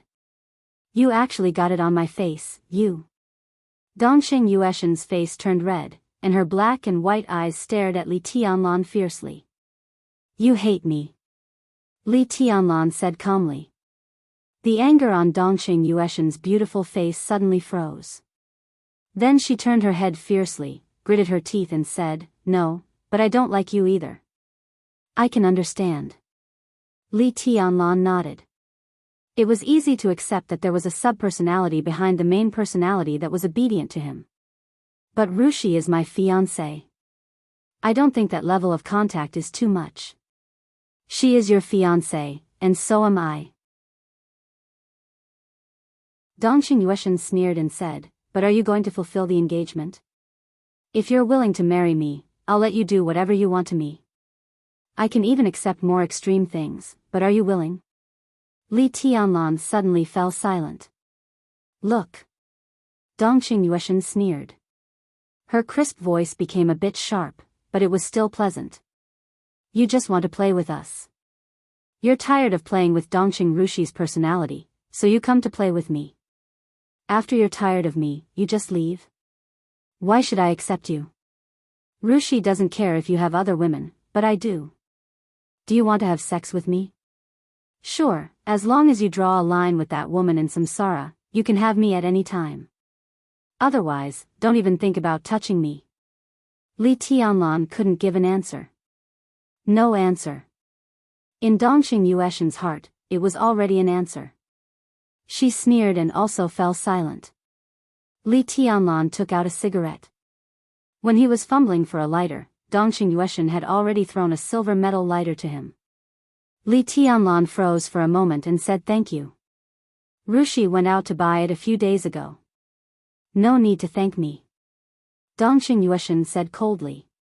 Li Tianlan smoked silently and didn't speak. The atmosphere in the car was getting more and more depressing. After a while, Dongqing Yueshan finally couldn't help sighing and said, Li Tianlan, what do you dislike about us? Do you want all of us in the Dongqing clan to kneel in front of you before you'll marry us? No. Li Tianlan's heart twitched fiercely. He took a deep drag on the cigarette and said softly, the Dongqing clan is very good. I mean it. If the Li family was still at its peak, it would be okay for you to do this. But now that the Li family is in such a situation, you are still willing to treat me like this. I believe that no one can do this except the Dongqing clan. I am very grateful and touched. Then you, Dongqing Yueshan, who had calmed down a little, was a little confused. You should have a good ending. Li Tianlan said slowly, instead of following me to the unknown. If I marry you, I will tie the Dongqing clan to my side. You know the opponent I will face. If I win, the Dongqing clan will not benefit, at least not much. But if I lose, the entire Dongqing clan may be dragged into the abyss by me. Marriage may not have such a strong constraint, but once I accept the marriage, I will get the full support of the Dongqing clan. Li Tianlan's smile was a little bitter. At this moment, all the members of the Dongqing clan became clear in his mind. The kind and hearty Dongqing Hongguang. The silent but powerful Dongqing Wudi. The affectionate and gentle Bai Qingxian. The gentle and affable Dongqing Chuchi.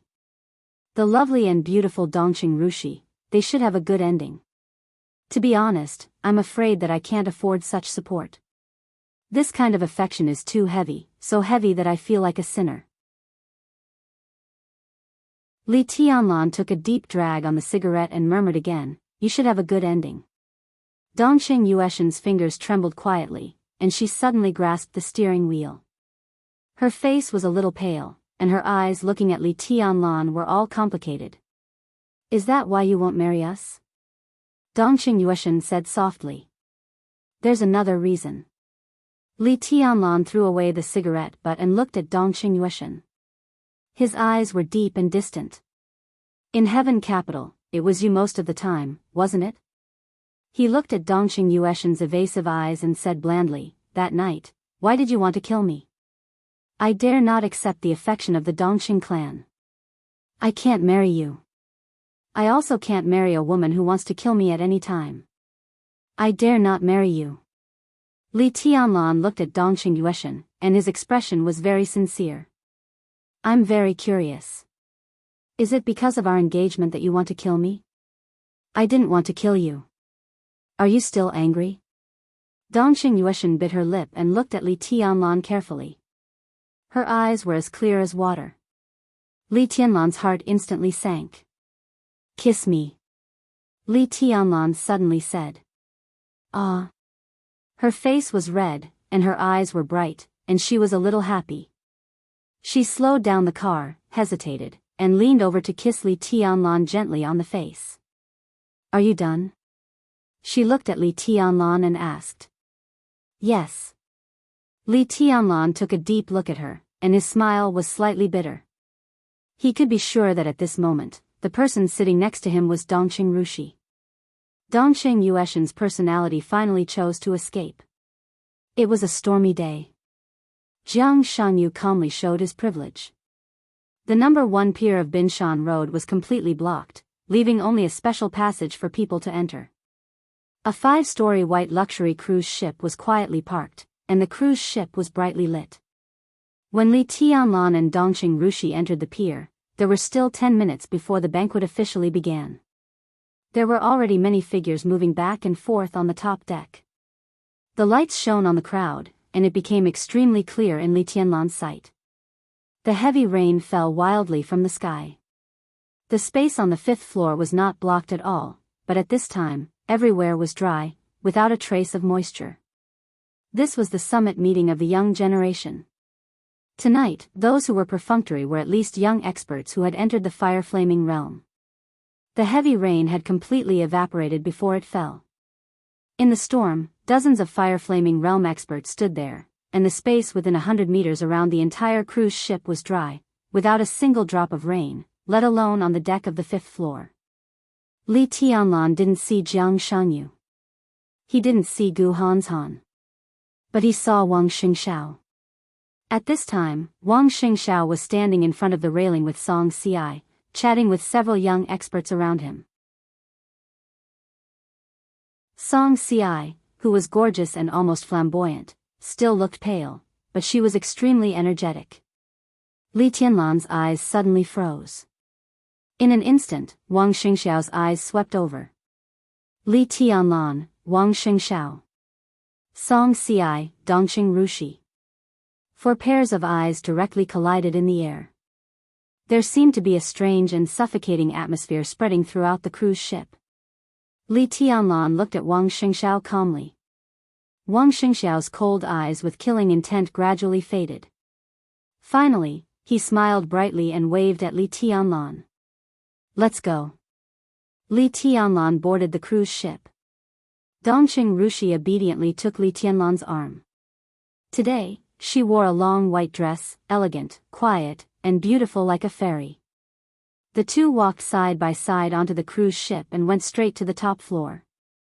More and more people knew that Li Tianlan had boarded the cruise ship. Under everyone's different gazes, Li Tianlan and Dongqing Rushi went straight to the 5th floor. The two figures appeared at the top of the stairs. Everyone had different looks in their eyes. On the other side, Jianghu and Gu Hanzhan had already walked over. Wang Xingxiao and Song Ci directly approached Li Tianlan. Most of the young experts with lower levels of martial arts were looking at Dongqing Rushi's hand holding Li Tianlan's arm. Because this hand represented the attitude of the Dongqing clan. But the real top experts were looking at Li Tianlan. Wang Xingxiao's eyebrows twitched a few times. Gu Hanzhan, who came over, raised his eyebrows slightly. Jianghu's eyes became deeper and deeper. The sword strike that Li Tianlan hit Gu Yunxia hard. The battle between him and Song Ci had already become a video and spread all over Zhongzhou state. Several top young experts vaguely felt that there was something wrong with Li Tianlan in the battle state. But Li Tianlan, who appeared in front of them now, was normal and there was nothing wrong with him. No one knew what was going on, but at least no one would think that it was a problem with the video. Li Tianlan's eyes were looking at Song Ci, at her pale face. You recover quickly. Li Tianlan smiled and said blandly. He could roughly know Song Ci's injury. Under normal circumstances, Song Ci didn't even have the ability to get out of bed, let alone appear here. With her injury, it was very likely that she wouldn't be able to recover her combat capability within a month. But now, although she was still injured, her injury was almost healed. This kind of recovery speed was not in line with common sense at all. I've always been in good health. Song Ci took a deep look at Li Tianlan and said blandly, I'll remember that sword strike. Next time, I won't let you succeed so easily.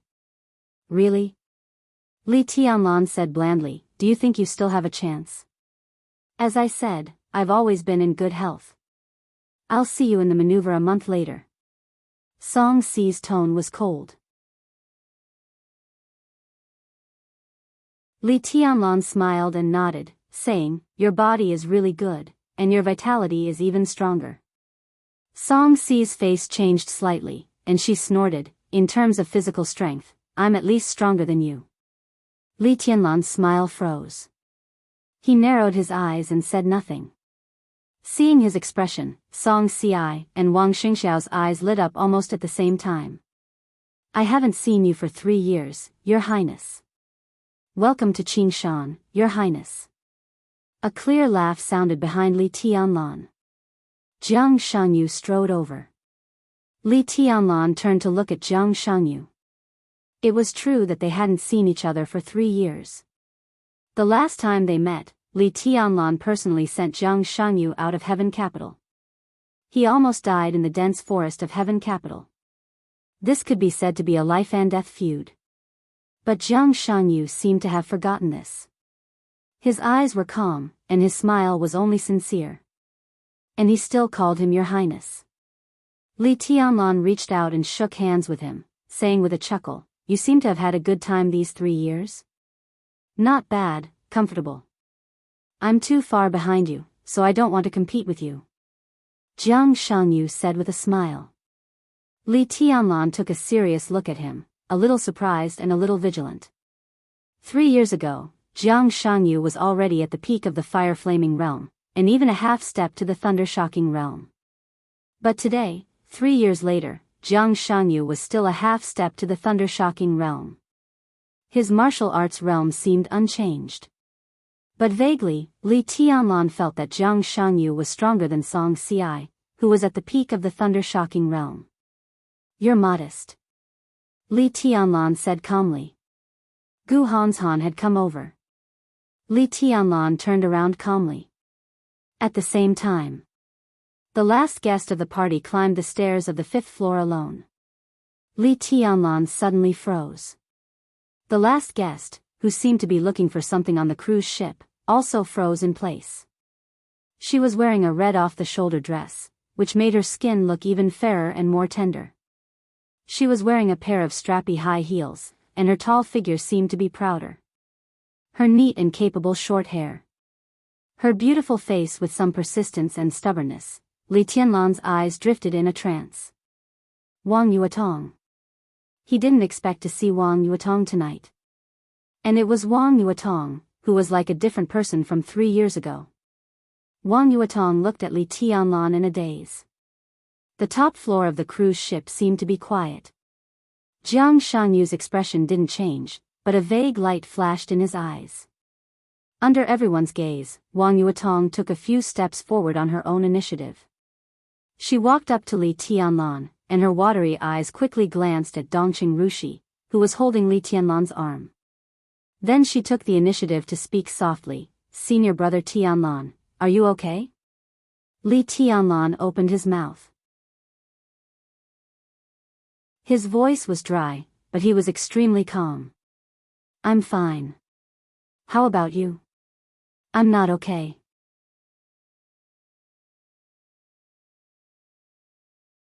Chapter 309. Wang Yuedong's voice was low. But the sentence, "I'm not good," was said clearly and straightforwardly. Everyone could feel the emotions in these 3 words. Not only was there grievance, but there was also the loss after the deep love and persistence.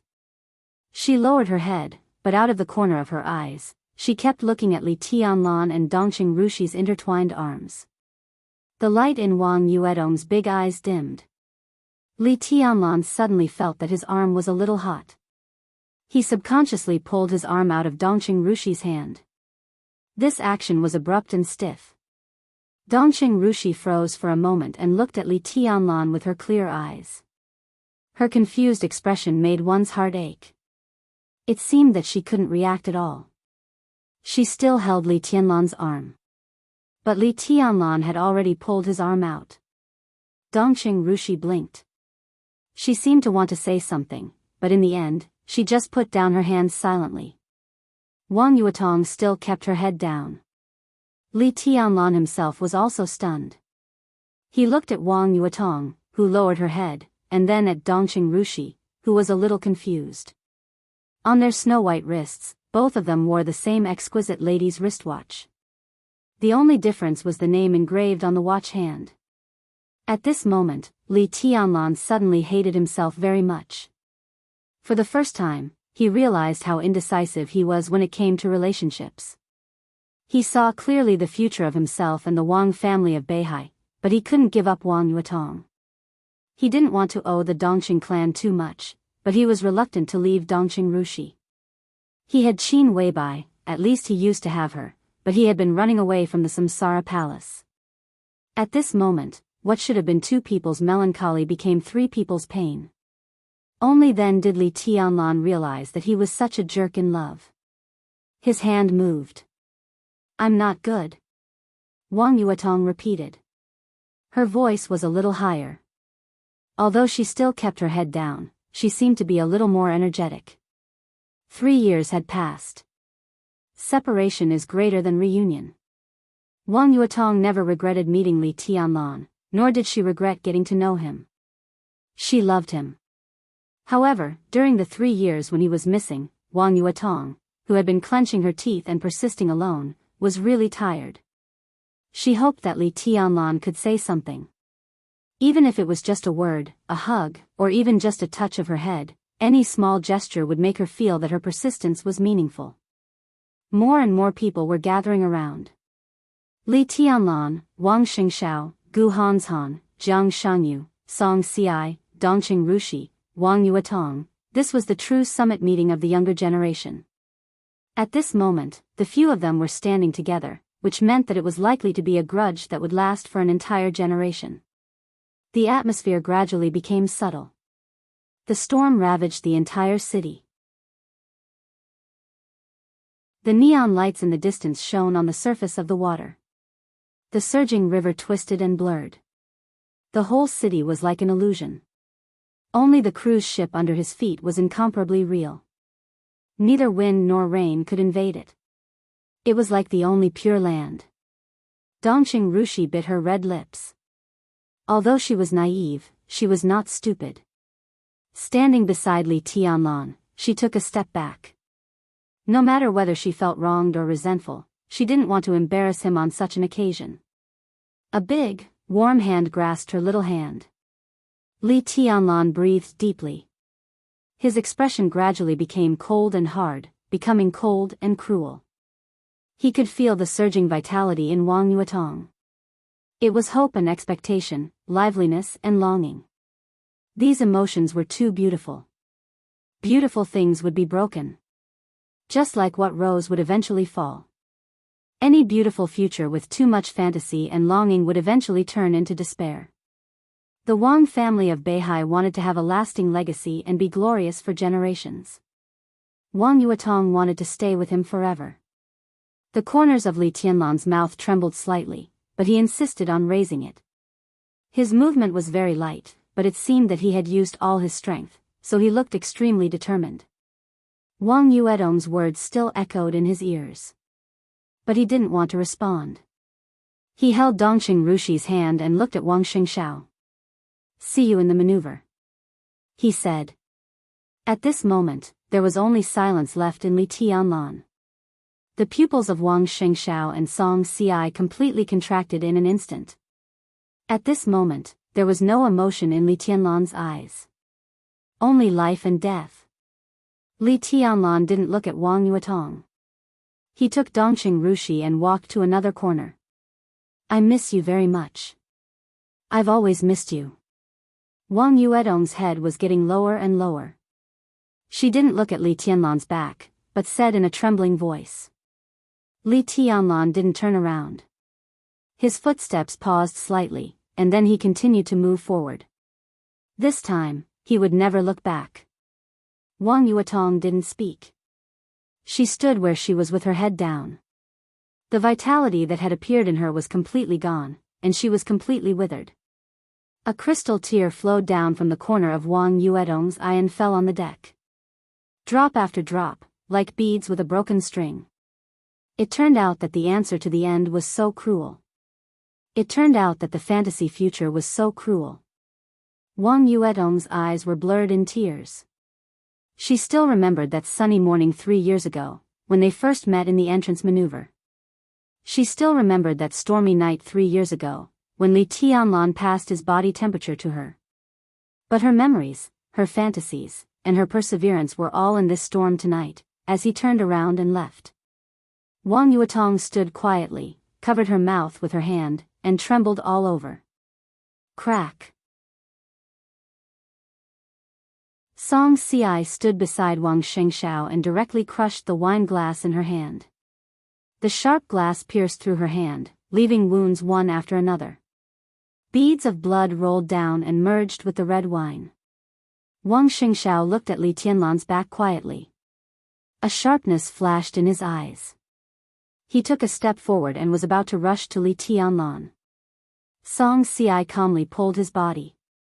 She threw away the broken wine glass in her hand, the red wine, and the blood on her hand. In a short time, the wounds on her hand caused by the glass had begun to heal. Song Ci looked at Li Tianlan's back, and a touch of softness and appreciation quietly flashed through her silent eyes. "He's right," Song Ci whispered, "even though it's cruel." Wang Xingxiao took a deep breath. He barely suppressed the anger that had been out of control in his heart and walked stiffly to Wang Yuetong. Wang Yuetong didn't look up, just stood in silence. "Let's go," Wang Xingxiao said softly. "A man like that is not worth it." Wang Yuetong didn't speak. All that flashed through her mind were the pictures of her and Li Tianlan. There were few pictures, but after they were fragmented, they were so complicated that they occupied every corner of her heart. Huading in early summer was still hot and dry even in the storm. The perfunctory young experts used their martial arts strength to evaporate the rain falling from the sky. Although the fire was not obvious, the temperature was rising sharply, as if they were in a furnace. Wang Yuetong felt very cold. This early summer was too cold. A piercing chill enveloped her body. She felt like she was in deep winter, like she was in the polar region. Like she was in an ice cave. Her body was stiff because of the cold, like a statue. The wind and rain outside the cruise ship kept howling. Wang Yuedong's heart kept sinking with those fragmented pictures. It was like falling into the abyss forever. Li Tianlan took Dongqing Rushi to the corner on the top floor. The cruise ship was very big. So the corner was cold and quiet. There was no rain here. The rain evaporated by the heat wave turned into steam and rushed out of the cruise ship, mixing with the rain outside. Colorful halos appeared in front of Li Tianlan one after another. The halos were dazzling. So the large halos began to disappear. The scorching heat in the corner slowly dissipated and retreated. There was still no rain in the corner. Li Tianlan let go of Dongqing Rushi's palm and looked at the prosperous Huading in the storm night. Dongqing Rushi stood beside him obediently, but a small hand was quietly hidden behind her. Li Tianlan noticed her movement. She suddenly came back to her senses. Did I hurt you?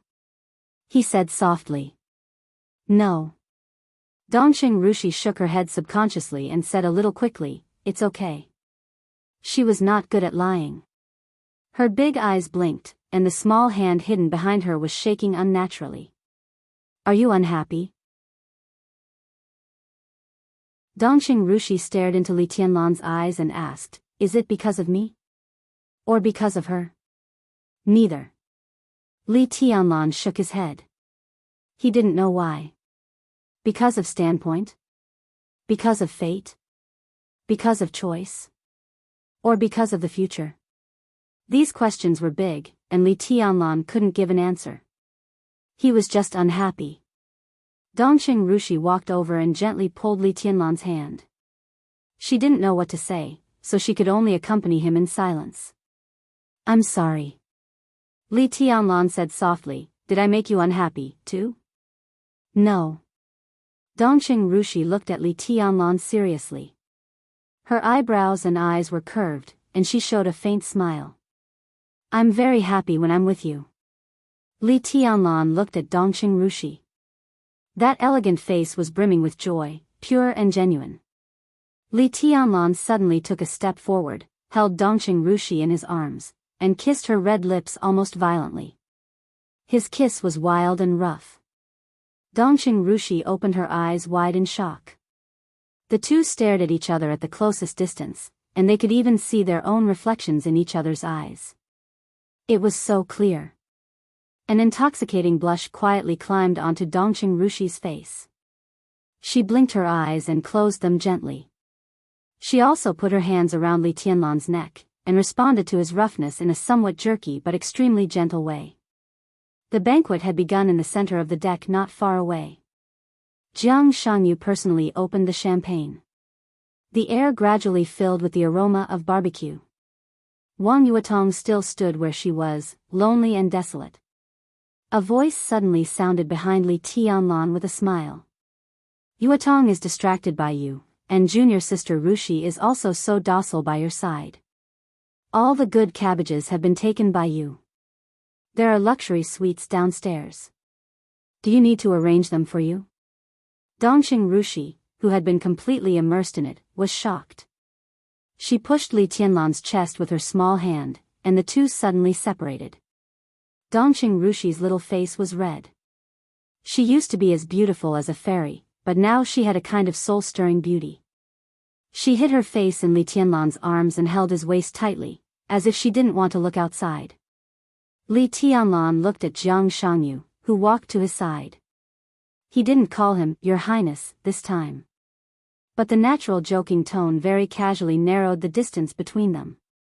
Li Tianlan put his arms around Dongqing Rushi, looked at Jianghu, who almost died in his hands 3 years ago, and said indifferently, Are you envious? Envious, but not jealous. Jianghu said with a smile, If it's not mine, I don't want it. If it's mine, no one can take it away. Li Tianlan raised his eyebrows, only feeling that there was a hidden meaning in his words. What happened just now, although you seem a little ruthless, can still be explained. Jianghu handed Li Tianlan a cigarette and said meaningfully, You see, the princess is still standing there and hasn't moved. If you are willing to go over, is it meaningful? Li Tianlan said calmly, If I explain it, it will only make her more painful in the future. Of course it is meaningful. Jianghu said with a smile, If you can continue to entangle with her, it will be good for us. Because the Wang family of Beihai will not compromise, and neither will you. This gives us a chance. Li Tianlan glanced at him. You? Me and Hans Han. Jianghu said indifferently. Li Tianlan lit the cigarette that Jianghu handed over. It seems that you have a good cooperation. You gave up the leadership of the 3,000 world. Are you willing to submit to Hans Han? Not bad. Jianghu's smile didn't change. He was very shrewd. No matter how he felt inside, he always seemed to have a sincere and unquestionable smile on his face. Hans Han is much stronger than me. He's willing to help me. I can't say that I'm under him, right? Maybe if I follow him, I can go higher. This is my chance, and also the best choice. Not necessarily. Li Tianlan shook his head. The higher you climb, the harder you fall. When you really climb to a height close to the peak, Gu Hanshan personally pushes you down. Have you ever thought about that feeling? Never thought about it. Jiang Shangyu said with a calm smile, I will be his most important helper. Who will be willing to cut off his own arm? What if there is a reason to do so? Li Tianlan sneered. For example, he knows that you have been hiding the Heavenly King heart. What do you think he will choose? Jiang Shangyu suddenly shook, and the cigarette in his hand burned into ashes in an instant. He raised his head hard and looked at Li Tianlan in disbelief. Until this moment, he really felt shock and fear. Heavenly King heart. This was his biggest secret. Only he and his father, Jiang Shan, knew it. How did Li Tianlan know about this? Jiang Shangyu opened his mouth, and a trace of cold killing intent suddenly flashed in his eyes. Li Tianlan looked at him quietly. Even Dongqing Rushi raised her head from Li Tianlan's arms and looked at Jiang Shangyu in surprise. Don't do it. Li Tianlan said slowly, this is stupid, and you are no match for me now. Jiang Shangyu looked at Dongqing Rushi and then at Li Tianlan. His eyes kept wandering, and the killing intent was getting stronger and stronger. Rushi can be trusted. She will keep your secret. Li Tianlan said. Dongqing Rushi suddenly smiled and rubbed her head against his chest. Li Tianlan's eyes were quiet and deep. Dongqing Rushi could indeed be trusted. But he knew that Dongqing Yueshan was also watching all this now. Jiang Shangyu had the Heavenly King heart. If this thing was used properly, it could bring Li Tianlan unimaginable benefits. But compared with these benefits, he paid more attention to Dongqing Yueshan. If he really married Dongqing Rushi, what would Dongqing Yueshan's attitude be? At this moment, Li Tianlan suddenly thought of a mysterious person. The heavenly sun that existed but few people knew. Dongqing Huangtu. Li Tianlan knew the cause of Dongqing Huangtu's death. Qin Weibai told him that Dongqing Huangtu was finally killed by his beloved woman when he was besieged. If he married Dongqing Rushi, one day in the future, would Dongqing Yueshan stab herself in the chest like that woman? And the woman who killed Dongqing Huangtu that year, was it also because of the betrayal between different personalities? He had to test Dongqing Yueshan's true attitude. If the Lu family of Huading was the first bait, then the secret that Jiang Shangyu had the Heavenly King heart was the second bait. Jiang Shangyu was still looking at Li Tianlan. Li Tianlan said that Dongqing Rushi could keep a secret, which meant that Li Tianlan could also keep a secret. What do you want? Jiang Shangyu narrowed his eyes and said faintly. His heart quickly calmed down. Cooperation. Li Tianlan smiled. At least our positions are not in conflict now. Don't deny it. You can't sincerely surrender to Gu Hanshan, and I also want to destroy Kunlun City. Simply from this matter, you are a pawn in my hand, and I can also be a pawn in your hand. No one will suffer. He paused for a moment, then continued, and you came here tonight to talk to me about this, right? Jiang Shangyu opened his mouth and said with a bitter smile, but I didn't expect it to be so smooth. At this moment, he suddenly felt relieved. The secret of the Heavenly King heart was indeed enough to doom him eternally. But in Li Tianlan's eyes, he must have more important value. That was the basis of cooperation. And when Li Tianlan felt that he had no value, Jiang Shangyu was confident that he would no longer be afraid of Kunlun City and Li Tianlan. I like to be honest. Li Tianlan said blandly, and it's good for both of us. Okay. Jiang Shangyu smiled. If you can survive the final maneuver, I will cooperate with you. We can slowly discuss the details at that time. Tonight is not suitable. Are you questioning my strength? Li Tianlan's voice was a little strange. You are very strong now. I've seen your fighting videos. If I'm not wrong, your body is very flawed now. Jiang Shanyu said calmly, your martial arts have reached the extreme, even far beyond your physical strength. Your body is very tight when you fight, which is enough to explain a lot. According to my estimation, in terms of pure destructive power, you can even surpass Wang Xingxiao, but your physical strength is not as good as any of us. Not to mention Wang Xingxiao, even if Song Ci gives you a full blow, as long as she hits you, she can seriously injure you or even kill you. Li Tianlan looked at Jiang Shanyu and said thoughtfully, but I don't think she can hit me. You can't not make mistakes.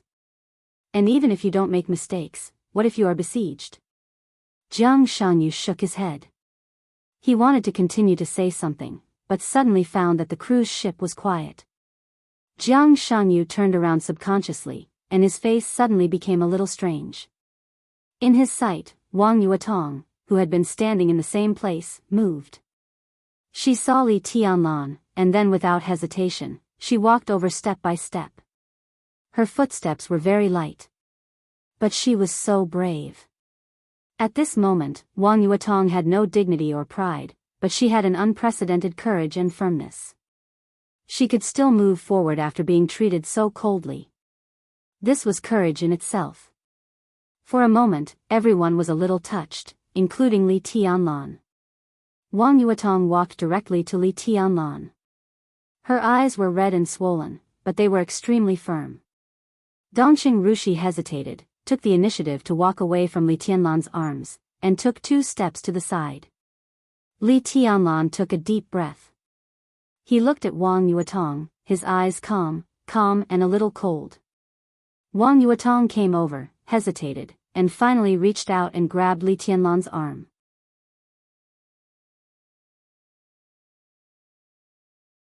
Chapter 310. Most people were looking at Wang Yuetong, and a few people were still paying attention to Wang Xingxiao. No one knew how powerful the Wang family of Beihai was. This behemoth that had been passed down for hundreds of years had always stood at the peak of Zhongzhou State and the peak of the Dark World. This was a great family. Wang family of Beihai. This was something to be proud of.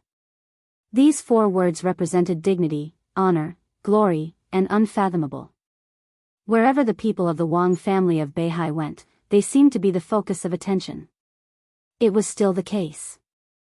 But the little princess, who could represent part of the glory of the Wang family of Beihai, lost her pride at this time. It was as if she had really let go of everything. Pride, face, and identity were all drifting away with the wind and rain. That was why her figure was so delicate, so petty. Being humble is also a kind of courage. His bravery moved people. Everyone watching this scene had a complicated look in their eyes. Wang Xingxiao suddenly felt very distressed. Perhaps he was a little embarrassed, but more than that, he felt heartache. After all, this lowly and careful figure was his biological sister. Wang Xingxiao puts down his glass. Under countless gazes, he instinctively took a step forward. Jiang Shanyu, who was sitting next to Li Tianlan but was observing the whole scene, had a flash of light in his eyes. Have you thought it through? Song Ci asked softly behind Wang Xingxiao. She was also looking at Wang Yuetong, and her eyes trembled as Wang Yuetong walked. He shouldn't do this to my sister. Wang Xingxiao turned around and looked at Song Ci with a serious expression. That was the seriousness of not hesitating to fight. Then how should he treat Yuetong? Song Ci asked straightforwardly. The question was simple. But it stunned Wang Xingxiao. Li Tianlan was very sober. Therefore, he cut off his past with Wang Yuetong in an extremely cruel and even cold-blooded way. Because this is the best way. It was also in the interest of the Wang family of Beihai. Wang Xingxiao could understand what he did. From his point of view, Li Tianlan's decisiveness was even more admirable than his indecisiveness. But looking at the scene in front of him, he somehow felt a little suffocated in his heart. Bastard. Wang Xingxiao gritted his teeth and said softly. Song Ci smiled and gave Wang Yuetong a deep look. She came over and held Wang Xingxiao's hand. No matter what Li Tianlan did, he was a bastard. No one was wrong except for the fact that they shouldn't have met that spring 3 years ago. Let's go there. People from the blizzard have asked me to meet them. They really want to be a member of your team. Let's not worry about Yuetong for now. Li Tianlan let Wang Yuetong hold his hand. His hands were cold. It was as if his heart, which had hardened, was only left with coldness. Let's talk. Wang Yuetong spoke again. With short hair and a long dress, she looked clean and delicate. There was a trace of pleading in her watery eyes. Li Tianlan's face was cold. He pulled back his hand and shook his head. I still have something to do. Wang Yuetong bit her lips, and her face grew paler. She held Li Tianlan's hand tightly and lowered her head. She did not speak or let go, but kept pulling Li Tianlan's arm hard, as if she wanted to pull him to another position in silence. Li Tianlan was in a trance. Wang Yuetong's little trick, which was similar to cheating, showed the tenderness of a girl. The scene in front of him seemed to be familiar. Li Tianlan's body did not move. He was as steady as a rock. It was a silent contest. It was as cold as a knife. It cut a piece of affection into pieces and dripped with blood. I'll go over there and have a look. Dongxing Rushi suddenly said, I'll go back by myself later. Li Tianlan glanced at her and narrowed his eyes. Dongxing Rushi's eyes were rational and cold, with a clear hint of mockery in them. She was Dongxing Yueshan. Li Tianlan suddenly felt a little melancholy. He shook his head and said indifferently, It's up to you. Dongxing Yueshan nodded and turned to look at Wang Yuetong. Wang Yuetong did not look at him, but held Li Tianlan's hand hard. Her beautiful little face was flushed. At first, she felt extremely wronged and resentful, but she still persisted with the courage of not giving up even if her head was bleeding. Bravery was a kind of power. It deserved respect. Dongxing Yueshan sighed softly and turned to leave. Wang Yuetong quietly let go. She looked at Jiang Shangyu. Go away. Wang Yuetong suddenly said. Jiang Shangyu was a little stunned. He did not want to go away. He had not told Li Tianlan a lot of things, but Jiang Shangyu shrugged, stood up with a wry smile, and left the corner. He walked for a distance, then turned around and looked back. In the dark and cold corner, Wang Yuetong still stood there, holding Li Tianlan's hand. Her long skirt gently rose on the deck, looking pitiful. The corner of Jiang Shangyu's mouth twitched. His father, Jiang Shan, personally contacted the Wang family of Beihai in order to let him marry Wang Yuetong. Jiang Shangyu had no objection.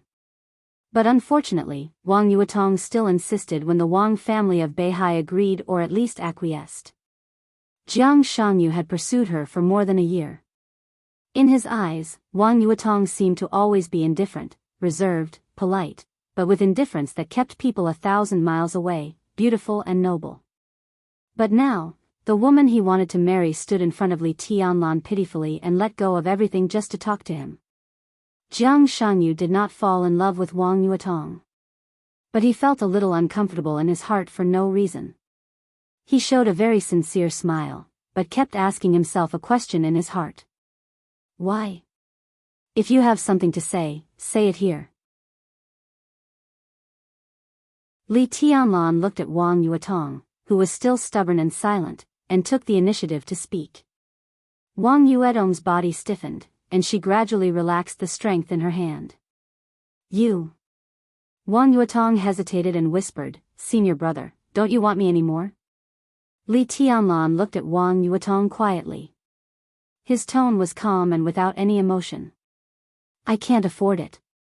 He looked at the hand held by Wang Yuetong, sighed softly, and said calmly, Let go. Does it make sense to do this?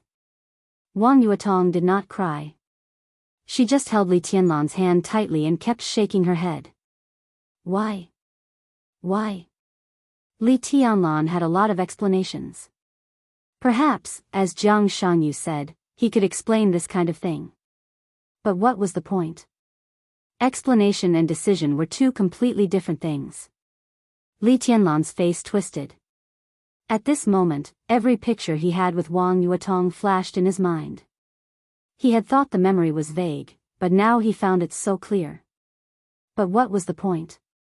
He kept exerting force in his palm, trying to pull his hand back, and his tone became completely cold. There is no reason. I don't like you. It's as simple as that. Yuetong, don't forget your identity. You are the little princess of the Wang family of Beihai. You are so noble. What you do now will only make me feel that you are cheap, and it won't change anything. Wang Yuetong's delicate body suddenly shook. In an instant, her face was bloodless, and her eyes were completely dim. She looked at Li Tianlan. Li Tianlan wanted to dodge, but he finally hardened his heart and looked at her. You think I'm cheap? Wang Yuetong's voice trembled a little. Yes. Li Tianlan said forcefully. Why are you so cruel? Wang Yuetong looked at Li Tianlan with empty eyes and murmured. Because you are cheap.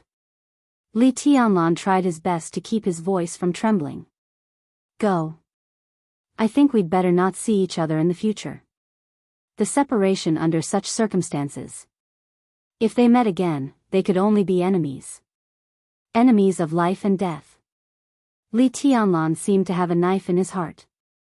The sharp knife kept cutting in the depths of his heart, cutting his feelings into pieces. It was so painful, but so hearty. Enemies. That was the most correct relationship between him and Wang Yuetong. Hatred could bury all the pain. Li Tianlan suddenly wanted to laugh. He kept his mouth shut and looked at the river attacked by the heavy rain in the night, with crazy eyes. Wang Yuetong finally let go of his hand. At that moment, Li Tianlan clenched his fists tightly. It directly pierced his palm, and blood dripped. Is this what you want? Wang Yuetong asked calmly. She was no longer crying or trembling. It seemed that in a very short time, she had put away all her weakness. Yes. Li Tianlan said lightly.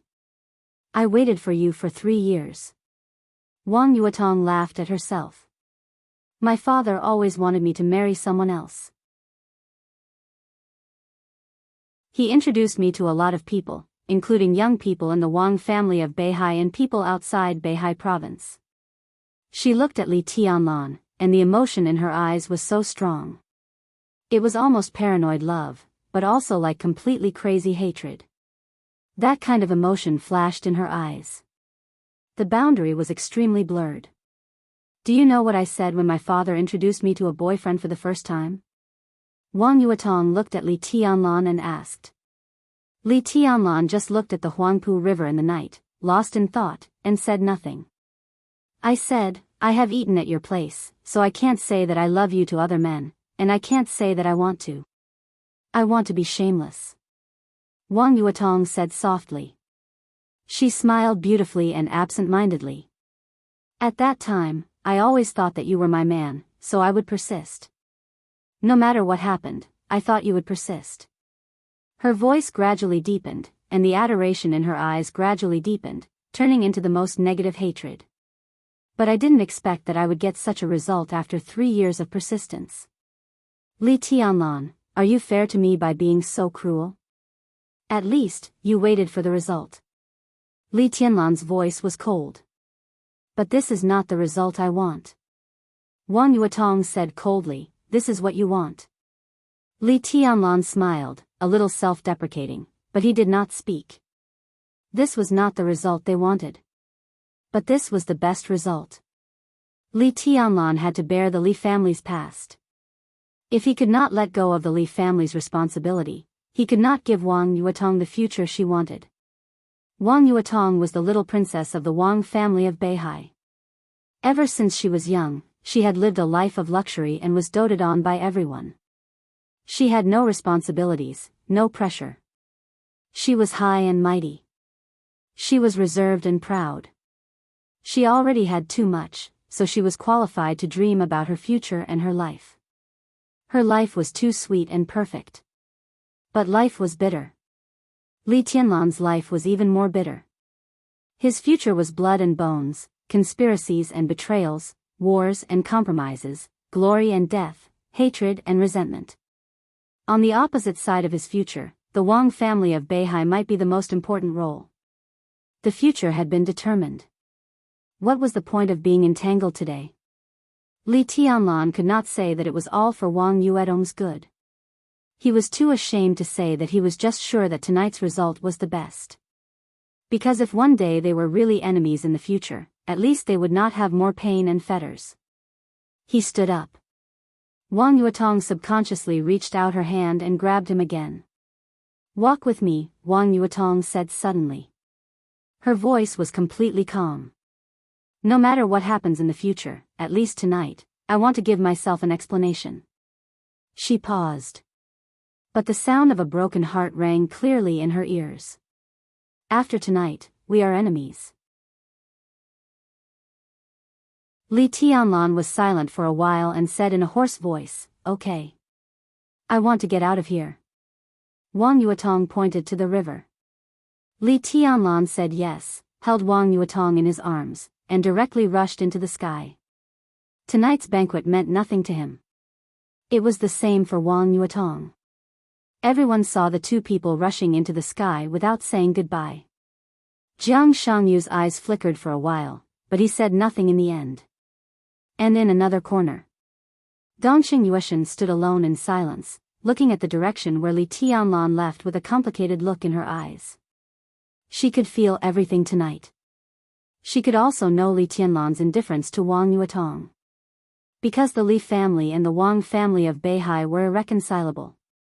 Dongxing Yueshan suddenly heard a sentence. That was Li Tianlan's evaluation of the Dongxing clan. "You deserve a good ending." Dongxing Yueshan looked at the night sky in a trance, and her mind seemed to be completely lost. The heavy rain by the river receded. Li Tianlan's figure landed.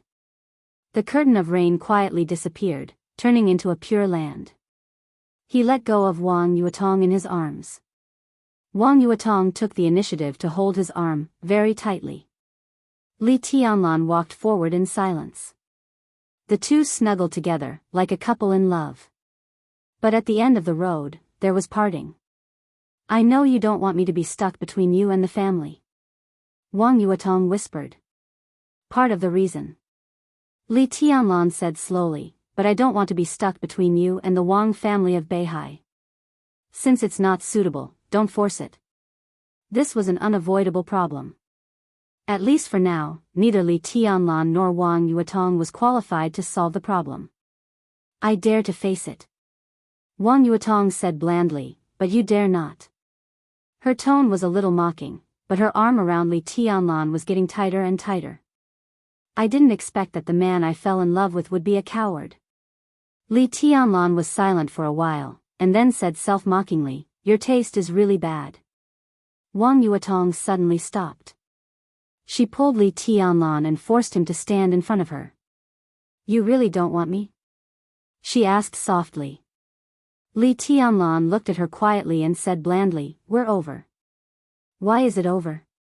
Why are you doing this to me?" "Bastard. I don't want it to end." "Why do you want it to end?" "I don't agree. I don't agree." Wang Yuetong directly broke out.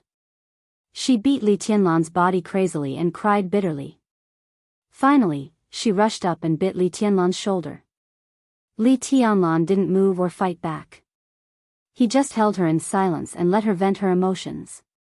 After tonight, all the feelings would disappear. Only hatred would be left.